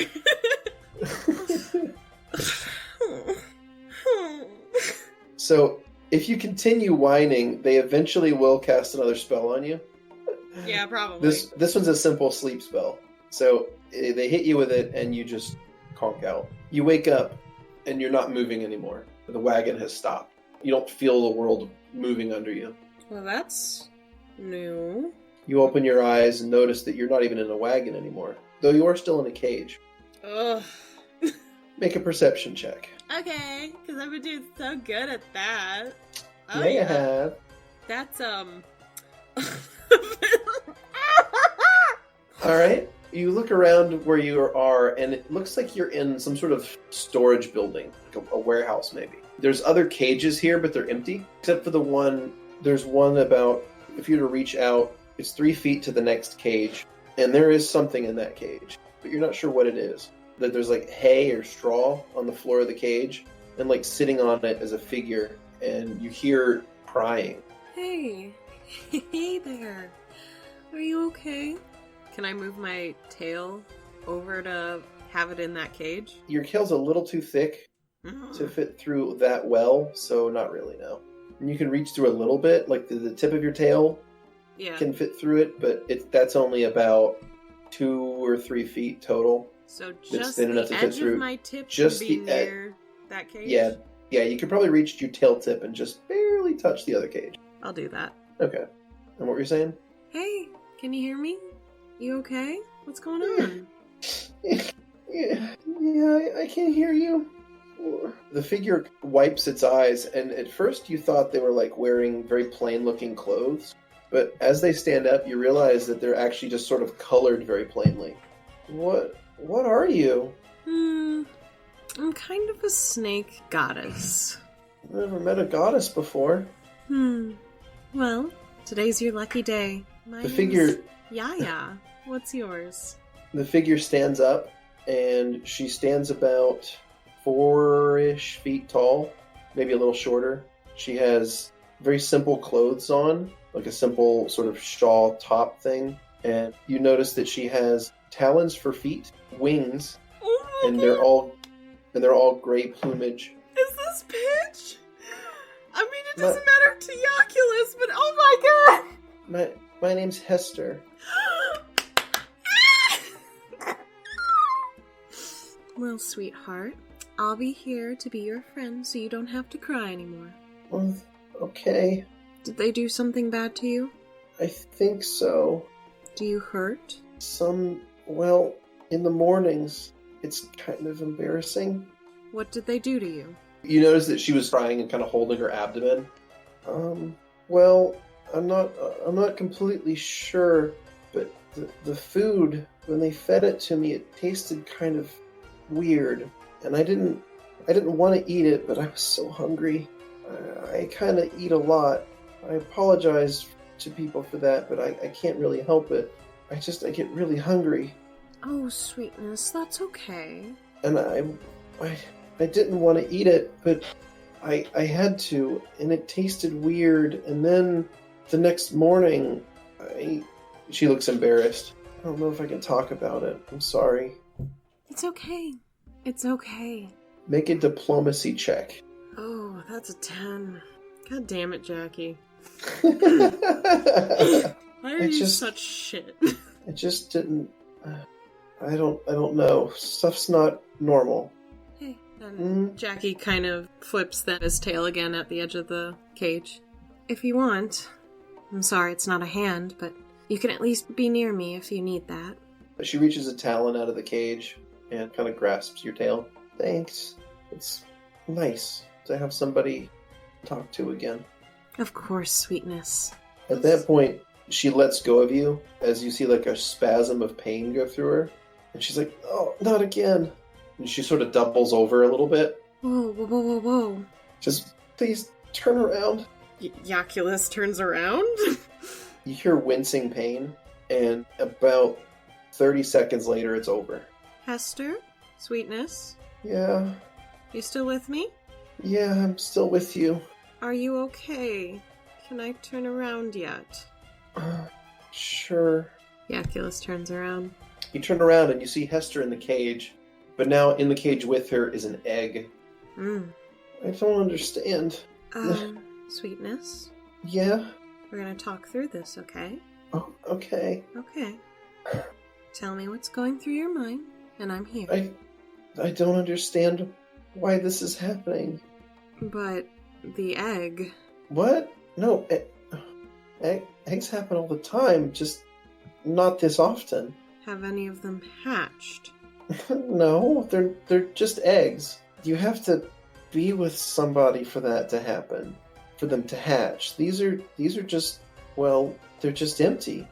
But this isn't supposed to happen this often. This is embarrassing to talk about. I'm sorry. I'm so sorry, Sweetness. I didn't mean to. But a harpy only is supposed to lay an egg a month. And ever since I got here, she kind of chokes on her words. Well, whatever they're putting in your food seems to be making you produce more eggs. I hate it. Me too, Sweetness. I broke one because they come and take them, and I broke one to sort of spite them, I guess. And they didn't like that. Did they hurt you? She nods. Jaculus kind of wiggles their tail again at the edge of the cage. Come here, Sweetness. She moves up to the edge of the cage. I'll find a way to get us out of here. I promise. She wipes a tear from her eye. She nods at you. Okay. It's gonna take some time, but I won't leave you. Thank you. You're welcome. Jaculus is fucking pissed. Fade to black.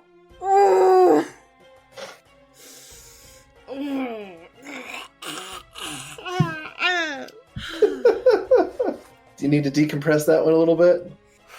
I'm gonna kill so many people with Jackie. Do you need to talk this one out? I don't know. I'm so angry. I like the reversal you put on me, though. You're welcome. Every single character was like, alright, this is your companion.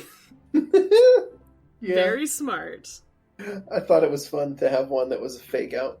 Uh, Alright. You wouldn't mind going ahead and releasing your character and picking up the last one of the bunch. But I will tell you a little bit about how she's feeling currently.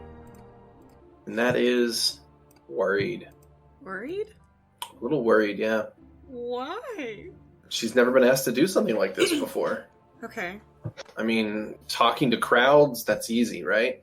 Signing contracts, they're bread and fucking butter. Easy. Easy. This isn't normal. And something felt off about it the moment it started. Alright, what's happening? Well, what happened is that your primary caretaker / disciplinarian, the one who's been basically performing their best to educate you over the last few years of your life, and also to, for lack of a better term, beat the shit out of you when you've misbehaved. One of the older people in the group that you're part of, Sister Consentia, she has asked you to come along with her on an important task for the church. Alright. She's also bringing along one of the other members of the church, Brother Ilmadar. Brother Ilmadar is more of a devotee that typically stays in and works on a few things here and there, but he's not really known for his outspokenness. He tends to be quite shy and sticks to himself and his studies inside the church. Consentia handpicks both of you to take along on a important mission for the church, so she claimed. Oh man, Pringle would just eye up and down both of them and be like, the hell? Do not speak back. You have been asked by a superior member of the church to perform a duty, and I should hope that by this time you've learned that these things are important. The chains of command need to be followed. All things about Mephistopheles.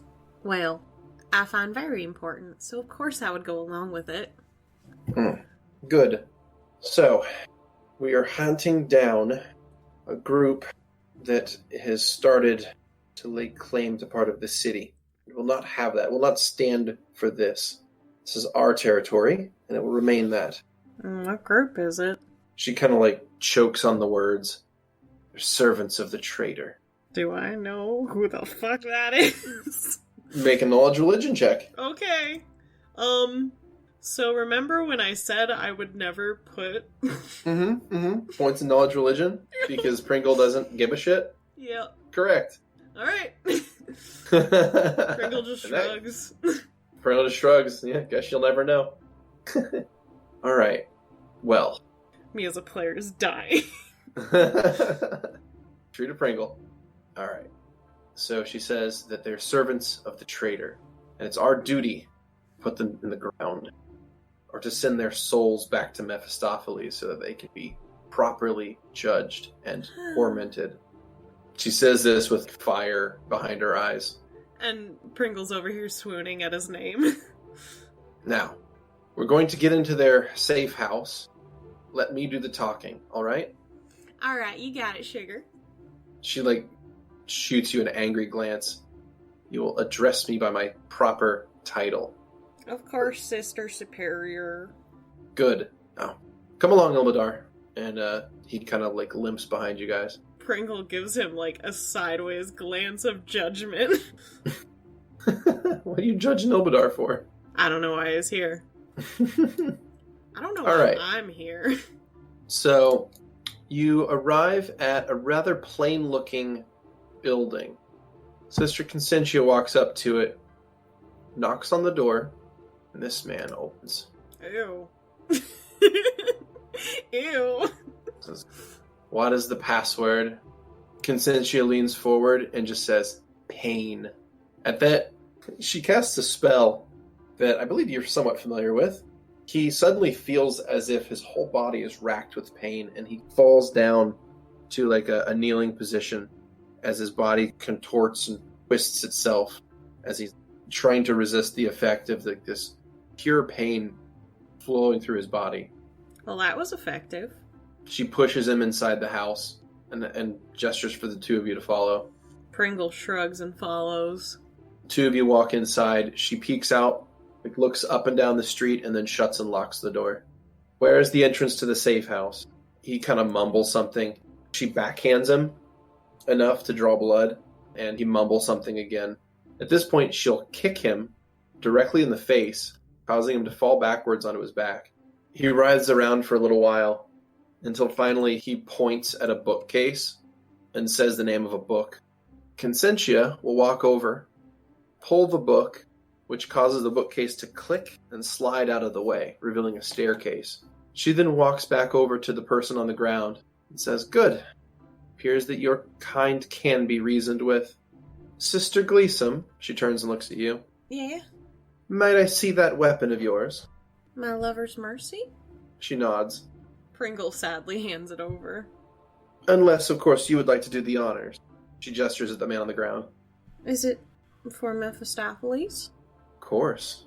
That is all we do. Then I would gladly do it. Anything for him. Sorry, darling, but I gotsta. He's not even really able to pay attention. He's in so much pain. Bye-bye. And what do I need to do? Nothing. It's an instant coup de grace, so Okay. it's a free critical hit. If you'd like, I just want to see what it looks like. boom, 18 damage. Yeah, you pop his head like a melon. Squish. I see your swing has improved, Sister Gleesome. Well, of course. Good. Now, let's see what this place has in store for us. So, she walks down the staircase. Brother Ilmadar follows behind. And what you see is a small room with two doors, one leading east, the other north. The floor here is packed dirt, and the walls are made of mortared stone with a wood bracing. The area here smells of smoke and ash. Make a perception check. Oh boy! 9. Okay. I You want decide- to die. You don't see anything of interest in this room. Why does it Sister- smell like that? sure it has to do with the traitorous ways that these people follow. Alright. Now, which door to take? She looks to the north, looks to the east. What do you think, Sister Gleason? Left? She nods, takes a step toward that door. Brother Ilmadar does the same. Are you ready? There could be heretics behind this door. Oh, don't worry. I can take care of anyone. Alright, at that point, she's going to kick the door open. That. And what you see is the room appears to be a central bunk room that also acts as a lounge for members of this cult. Beds and tables have been pushed to the walls to make room for other activities in the center of the room. You see 3 strangely dressed humans standing in the middle of the room. You're not sure what they were doing, but upon seeing the door get kicked open and having them see a person in full Mephistophelian regalia, they're immediately turns to violence. What about them is dressed strangely, though? They're wearing dark robe that also sort of almost looks like an apron. Okay. As weird as that sounds, like a robe-apron hybrid. It's an article of clothing you've never seen before. And it's dark black, or you're not sure if it's leather, but it could be. It could be like a leather apron robe. It's weird. Weird. Yeah, and it has a symbol stitched into it that I haven't gotten a good look at yet. Alright, well, let's go fuck them up. So they all have short spears slung on their shoulders. So as soon as Consentia kicks the door in, they all draw their short spears. We get to roll initiative. Alright, Brother Ilmadar wins. Brother Ilmadar is going to move into the room. Because they haven't moved yet, they don't get attacks of opportunity. So he's going to move into the room here. And then he is going to channel energy. He's going to channel negative energy against these 3 strangely dressed humans. Let's see if this works. Alright, cool. So he is channeling negative energy. Okay. And he rolls like shit. Good job, buddy. He does 3 points of damage to 2 of them, and 1 point of damage to 1 of them. Sister Consentia will 5-foot step into the room and swing her weapon at them, which is a heavy mace. It's gonna miss. Takes us to Pringle. Alright, well, my turn to fuck shit up. I'm gonna go next to the strangely dressed human number. What? It's just labeling them. It's funny to say the whole thing to me. Strangely dressed human number 1? Yeah. Okay. Let's give him a little bit of lover's mercy. Okay. God, please hit. I've been doing so bad today. 15. 15. That'll hit. Cool. Ooh. It's 9. And he is down. Yeah, he's dying. That's what you get for questioning us. Alright, this one's going to 5-foot step over and swing its short spear at Pringle. That is going to miss. I just imagine it's just Pringle moving their head slightly and it just goes woof next to their shoulder. This one's going to move over and try to stab Brother Ilmadar and miss. Alright, Brother Ilmadar is up and he's going to swing his weapon. It's going to miss.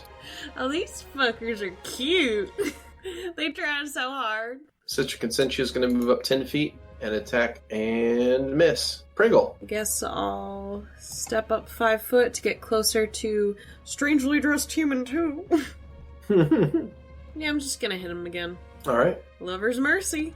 Ooh, that's a 6, and I think that's a miss. That's a miss. Booger. Alright.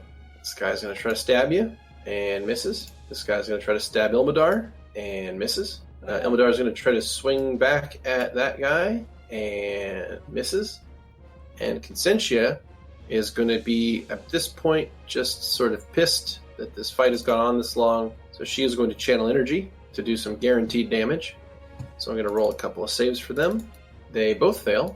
And she deals 9 points of damage to both, dropping them. Holy shit. Okay. Well, that was fun. You don't have enough time to fool around with these. She kicks one of their corpses. Of course. Since I'm close to one of the bodies, can I actually get a better look on their outfit? You said there was like a symbol on them of some kind. Yeah. So they're wearing like a black robe apron combination garment. And on the front, there's a stitched pattern of a forge with an anvil under it. What kind of fucking lame-ass religion is that? Traitors. That's who. Are you sure they're not just, like, people who work in a forge? Alright, don't answer me. That's fine. Yeah, she doesn't answer. She seems focused on her goal. So she moves up and she says, which door next? North or east? East, I guess? She nods, kicks the door in, breaches it. Why am I making these decisions? She doesn't answer you. But her and Ilbadar move down this hallway. Then she comes to this final room. This hallway ends in a strange stone portcullis that appears to be carved into the wall as some form of decoration. There's a single slot in the portcullis' center that looks large enough to fit your fist into. Make a perception check. Because we know I'm doing so great. I want to die. I want to die so bad right now. It's that one. It's a nat 1. So you see this like fist-sized slot in the portcullis in the center of it. Mm-hmm. You have no idea what it's for, and you have no idea what this stone carving is about. Mm-hmm. I only had 2 points, okay? I put it in bluff and diplomacy. I'm going to have them make perception checks as well, because they can. I'm so embarrassed. Ilmadar steps forward and says, I see something. Consentia steps forward and says, what is it? What do you see? Says, here. Pattern, it repeats itself, the bars, but except for right here, and he puts his hand on a crevice, and he says, there's another hole here, but it's too small. I can't fit my hand into it. Uh-oh. Uh-oh. Pringle starts to sweat. Sister Consentia slowly turns her head towards you. Sister Gleesome? Yeah, Sister Supreme? It's Sister Superior. Pizza. Would you care to try and reach this? She gestures at a hole in the wall that's at about eye level, but the slot's very small. Alright. Sure. Here I go. I guess I reached my hand into the little slot. Okay. You reach your hand in, and it's even smaller than you at first imagined, and you feel that there's some kind of mechanism back there, but you just can't quite reach it with your hand. I don't know. I don't think I can reach it. Is there something that I could maybe use? Well, the way it's shaped is you'd have to get it around something, so you can't really jam something in. You would need something that had like some amount of motion or pliability and control in order to work the mechanism on inside the gate. I guess I'll try a little bit harder to see if I can get it. Okay. Do you want to make an intelligence check? Sure. I mean, not really, because that's an 11 total. Oh god, 5. I just want to die. Pringle sits there and kind of scratches her head. Sister Consentia is like looking at you and she's like, Sister Gleesome, are you having trouble? Well, it's as if I can almost reach something, but it's just, my hand just can't quite get there, and I'm just trying to figure out how to switch it if it is what it is. Well, what about your other appendage? Pringle looks at their tail. Okay. They kind of turn a little bit, and then they put their tail in the slot. Alright, you're able to insert your tail deep enough that you can reach around the piece of stonework in the way and still get to the mechanism's control. You grab hold of it with your tail and pull it, and in a moment the entire thing starts to slide and it reveals hidden door. Huh, look at that. What a coinky-dink. Well, we got the door open, so that's good. Let's get moseying. She kind of makes an unhappy noise at you and then walks past you into this room. This appears to be an office and lodging for a single important person. The desk sits against the wall and is covered in missives and letters, all written in a strange cipher. The occupant of this office seems to be away currently. There is a miniature forge made of bone and silver sitting on a bed table. Consentia immediately recoils from it as if in pain. What a weird-looking thing. Ugh, this is a beacon of the trader's energy. Wait. This is why we're here. Does it actually physically hurt you to be near this? She grimaces. She's like, ugh, it hurts me in my spirit. Oh, alright. Well, smash time. Can I just destroy it with Lover's Mercy? She says, no. This isn't how it went. Let me explain. Our master gave me vision. You spoke to him recently? She nods. What did he say? He told me to come here, and he told me to bring you. But he also told me that destroying that thing is my destiny. Oh, alright, go for it. We need to make sure that the rest of them are defeated first. Alright. Let's double back. Sure. Pringle's just happy that they were asked for specifically. They're skipping along, just like, well, life is just wonderful and daisies. Alright, Consentia is going to kick this door open. He specifically asked for me. And what you see is that a room contains a large and ornate altar. It is stylized as a forge with an open mouth. Large coals glow inside it, and the heat coming off feels painful on your skin. Oh.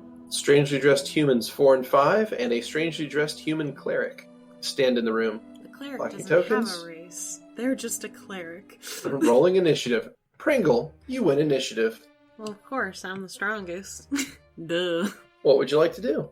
So, if I channel energy, Mm-hmm. that hits everyone, right? Correct. Yeah, that will hit your allies because you took True Love as your Because feat it's for true first level. love. I guess, just to play around, I'll use Murderous Command on Strangely Dressed Human 4? Okay, throw that will save at him. Cool. All right, that's your turn. Alright! Brother Ilmadar is up. He's going to move into the room, and he is going to attack and miss. Ah, shit. Strangely dressed human cleric. He's going to move down 5 feet. He is going to attack Brother Ilmadar, and he's going to miss. Sister Consentia is going to move into the room and channel energy. Fail, fail, and succeed. Okay. Awesome. Woo. Okay. Well, that was successful. So, the strangely dressed humans take 7 points of damage each, dropping them both. Wow. Okay. And apparently Consentia doesn't fuck around when she channels because she keeps rolling really high. And then the strangely dressed cleric is only going to take half damage, so he takes 3 points. Right? Pringle. I guess I'll get up in there and give that cleric a little bit of lover's mercy. Mm-hmm. Alright. Please hit. That's not a hit, that's a 9. Okay. I want to die. Why are my rolls so bad? Is this how Kyle feels? Is this... How is Soul so good at everything? Pringle's up. Oh, cool.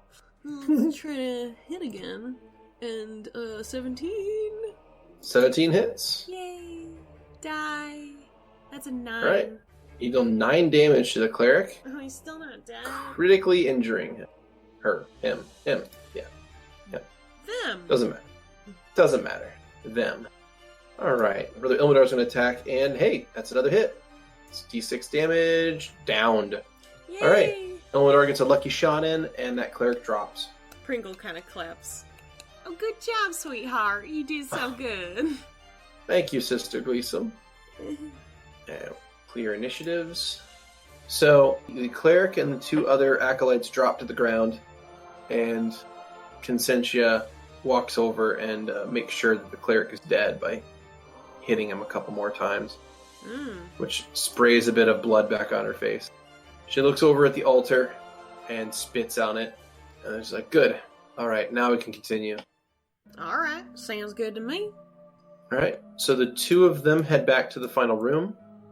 With Pringle following behind. Mm-hmm. She looks at Brother Ilmadar, nods, and he takes a step back. She takes a look at you. Make another perception check. Because we know I'm doing so good. Oh, 15. She looks at you, and you get the sense that she's taking this chance to see you one last time. Wait, sister, are you okay? She turns and then smashes that forge with her weapon, and in a burst of purple and black energy suffuses the room and then absorbs into her. She immediately falls to the ground. What? Wait, are you okay? Consentia? You can see the blood is now caked around her mouth. It's done. These traitors done in this city. Sister Gleason, is that you? Yeah, of course it's me. Little Pringle. Huh. You've always been a poor student, you know that? You've always been a fish. But there's something you should know. What's that? She coughs again. You've always been a disappointing student. You're loud, you're absent-minded, far too preoccupied with earthly pleasures. You can see her extremities are decaying as if by magic before your eyes, like her skin is turning black and crumbling. Alright, I get it. As if she's being withered away. I'm the shittiest person alive. I get it. Just tell me. Listen, child. Listen well. You are no accident. Everything about you is for a purpose, and the Master has a grand design for you. I can feel his warmth. I'm going to his embrace. I'm sorry, what? My child, you must get back to the convent. Alright. What do I tell everyone? Take these papers with you. She turns her head to some of the ciphers written on the papers on the ground next to her that got blown up off the table when she smashed that forge. Alright, I will. The traitor must be stopped. The rot reaches the core of her body, and she just falls back, dies quietly. Brother Ilmadar steps forward, kneels down, starts performing last rites on her. Pringle kind of stands up and puts their back against the wall and just observes what's happening. Ilmadar looks up at you and says, "Are you going to ignore her dying wish?" No. I was just waiting for you to finish. I'm sorry. Take the papers. We need to hurry. Alright. Pringle grabs all that they can see. Alright, you grab up all the papers you can find. Ilmadar finishes his last rites, stands up, and the two of you rush out back into the street. You can feel the night air as warm rain begins to fall from the sky. You are here. Oh gosh, this isn't the holy city, is it? It is! It is? Yeah. Oh shit, we just killed a religion in the holy city. Oh fuck! Oh fuck! Holy shit! Oh no! Oh no! Shit! So, you and Brother Ilmadar rush back in the night rain, heading back to the secret location of the Sanctum of Mephistopheles, a old bookstore known as the Bruised Apple. Cute. You enter the bookstore, and where you would normally expect to find a person standing in as a bookstore owner, the area is empty. Now that could just be because it's late at night. You're not 100% sure. Anyway, you head into the bookstore and quickly move to where the secret entrance is that leads to the sanctum itself. You and Ilmadar. Brother Ilmadar. Alright, so the two of you arrive in the sanctum. Now the foyer room, where you are currently, contains coat and boot racks for storage, as well as a few chests of traveling gear. One of these racks is knocked over, and you see many muddy footprints leading further inside. What the hell? I don't like the look of this. Neither do I. If I listen, do I hear any panic? Make a perception check. Oh no. What used to be my favorite is now my enemy. Alright, that one. That's fine. That one. Yeah, that's good. Good I start just to this. Die. I just Yeah. want to die. You don't hear anything going in there further. You're not sure. Alright, should we continue? He nods. After you, sister. Alright. I continue into the doorway? Alright, you continue into the next room. This room is typically used to hold supplies. These crates are stacked neatly, save for a few stacks which appear to have been knocked over. Sitting in the center of the room is a fallen member of your group, still wearing his worship vestments, body still warm. Oh. In a pool of blood. Must have just happened. Someone found out of our location and attacked. I mean, isn't that what we just did to someone else anyways? He nods. Pringle continues onwards. Alright, continue to the next room. And this is the kitchen. It is a food storage and prep area inside the sanctum. It sits unoccupied and eerily quiet. Your memories of this place are of it always filled with chatter and happy people, as the lead cook would always sneak you a few treats whenever you visited.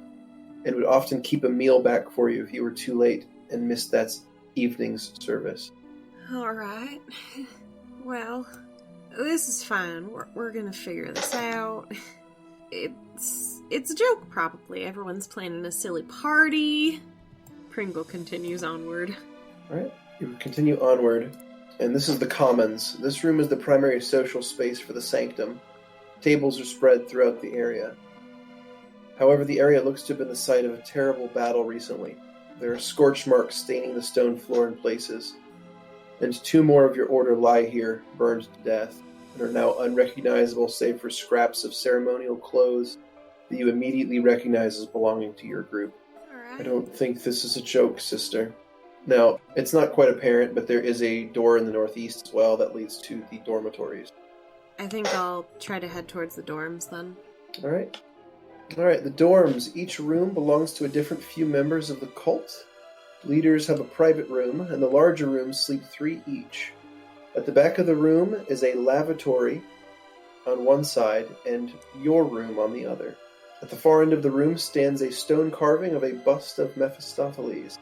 Hot. The area has been mostly ransacked of valuables, and most of the rooms are torn apart. Oh, I gotta check my room. A simple bed, stuffed with a collection of straw and cotton scraps, sits on one side. A small writing desk and chair sit against the other wall, and a wardrobe filled with various clothes that you've been able to scrounge together from the city, most of them designed to give you a more hourglass-like figure and accentuate your bosom. In one corner sits a small shrine to Mephistopheles. Pictures and tokens of his face and image are stacked around it, with candles burning, illuminating the area with a soft red glow, the largest of which is a small painting depicting Mephistopheles standing victorious over an unnamed foe, one foot planted firmly on his chest. In his right hand is an open book of law, ribbons and bookmark placed throughout. In the other hand he grasps the wispy soul of a damned person. His head is tilted in such a way that he appears to be considering something of great importance. This has always been your favorite painting. You've spent many nights staring lovingly at those images, your mind creating mental images that light a fire in your heart. It was due to this habit that you were granted your own room. Since coming of age, you've had your own space and a bit more privacy. He's still here. Alright. Pringle will go up and happily kind of touch the edges of that painting. Alright. Time to figure out what's actually in the Niles. So, Ilmadar's looking around at some of the rooms, and they're all just mostly ransacked and looted of various objects. Wait, was mine ransacked? Nope. They left yours alone. They must have thought it was a lavatory. Rude. I only need one important thing in my life. And room. Alright, I'm gonna go through the next door over to the west, then, since I'm done checking out my room. That was Alright. oddly okay. The Fellowship Hall is used for the majority of the group ceremonies and feasts that the cult performs. Pillars line the walls, and a small podium is set up on the west side for the Mother Superior to speak. The area is now carnage. Blood and bodies are scattered throughout the area. It appears the attackers took care to remove any of their own fallen, as only your adopted family are present. Pringle looks back nervously at Ilmadar. He looks like he's about to faint. It's okay. We got each other. We can do this. Pringle turns and goes through the hall to the next door. Mephistopheles is on our side. Nothing can This is the most holy part of the sanctum. Inside, in the altar of Mephistopheles, upon which sits many sacred tomes of law and judgment, contracts and pacts hang from the walls, with writing desks in each corner, well stocked with inkwells, both filled with ink as well as those filled with blood. It appears whoever attacked this place set the altar on fire, destroying the sacred law books, leaving only ash. The air here is heavy and bitter with it. The corpse of the Mother Superior has been cast onto the altar and is partially immolated. As you look upon this horrible image, you are overcome with a strange feeling. The need for revenge is pushed aside for a moment, and you feel a deep sense of calm. Your eyes move almost on their own to a stack of papers that are cast off a nearby desk. The heat from the burning altar is causing them to darken and curl. One page that was blank suddenly has text reveal slowly across it. I go to that paper.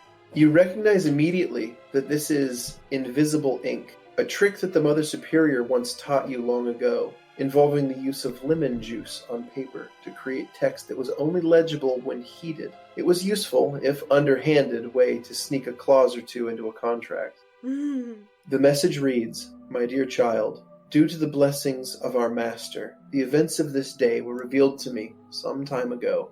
And though things seem dire now, rest assured this is all part of the Master's plan. Those who have attacked us are servants of the traitor. Their plans must be revealed and stopped before they can succeed in whatever twisted goals they have in mind. Our network believes they act out of a base of power in the city of Zareth. I know little more, save that our Master has always instructed me to guide you in particular. It appears you have a destiny, young one. Gather yourself and make your way to Zareth. You may need to trick locals into aiding you, as the way is long and dangerous. I can only hope the best for you, and that the Master guides your path. Farewell, my child." Signed, Mother Superior Kroll. Brother, I recommend you grab everything that you own, as will I, and we gotta set out. He looks thinner than you've ever seen him. He looks like he could be knocked over with a breath of air. Brother? And Pringle goes and puts their hand on his shoulder. This is too much. This is too much. No, it can't be. It's for Mephistopheles. We can recover anything with him on our side. Can't. I'm too old. I can't. He goes over and leans against a pillar and sort of sits down. He leans slowly to slumps to the floor. I can't. But I will. And Pringle leaves and goes to their room to gather up all their stuff. Alright. Is there anything in particular you would like to take? Well, definitely, as much of Mephistopheles' shrine as I can. Okay, you can pack up all of that. That's fine. Otherwise, anything that would help accentuate things. Okay. So you get some of your more attractive clothes. Yeah. And you gather that up, you gather the shrine up, and then you head out into the holy city. I ain't got time to be helping someone get past their little phase of crazy. I got jobs to do. You step out into the warm night. The warm rain on your face almost feels pleasant. And somewhere, some distant, faraway place, Mephistopheles is watching you. Oh, I'm touching myself tonight. Fade to black.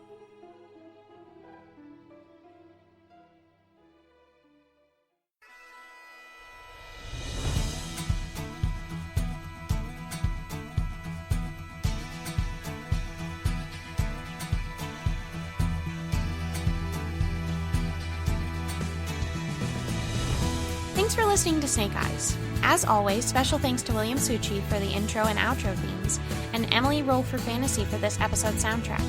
Interested in following us on social media? Follow us on Twitter at CheckPleaseDND. Or, want to support the podcast and be part of the Czech Republic? Go to our Patreon under the Czech Republic. Until next time!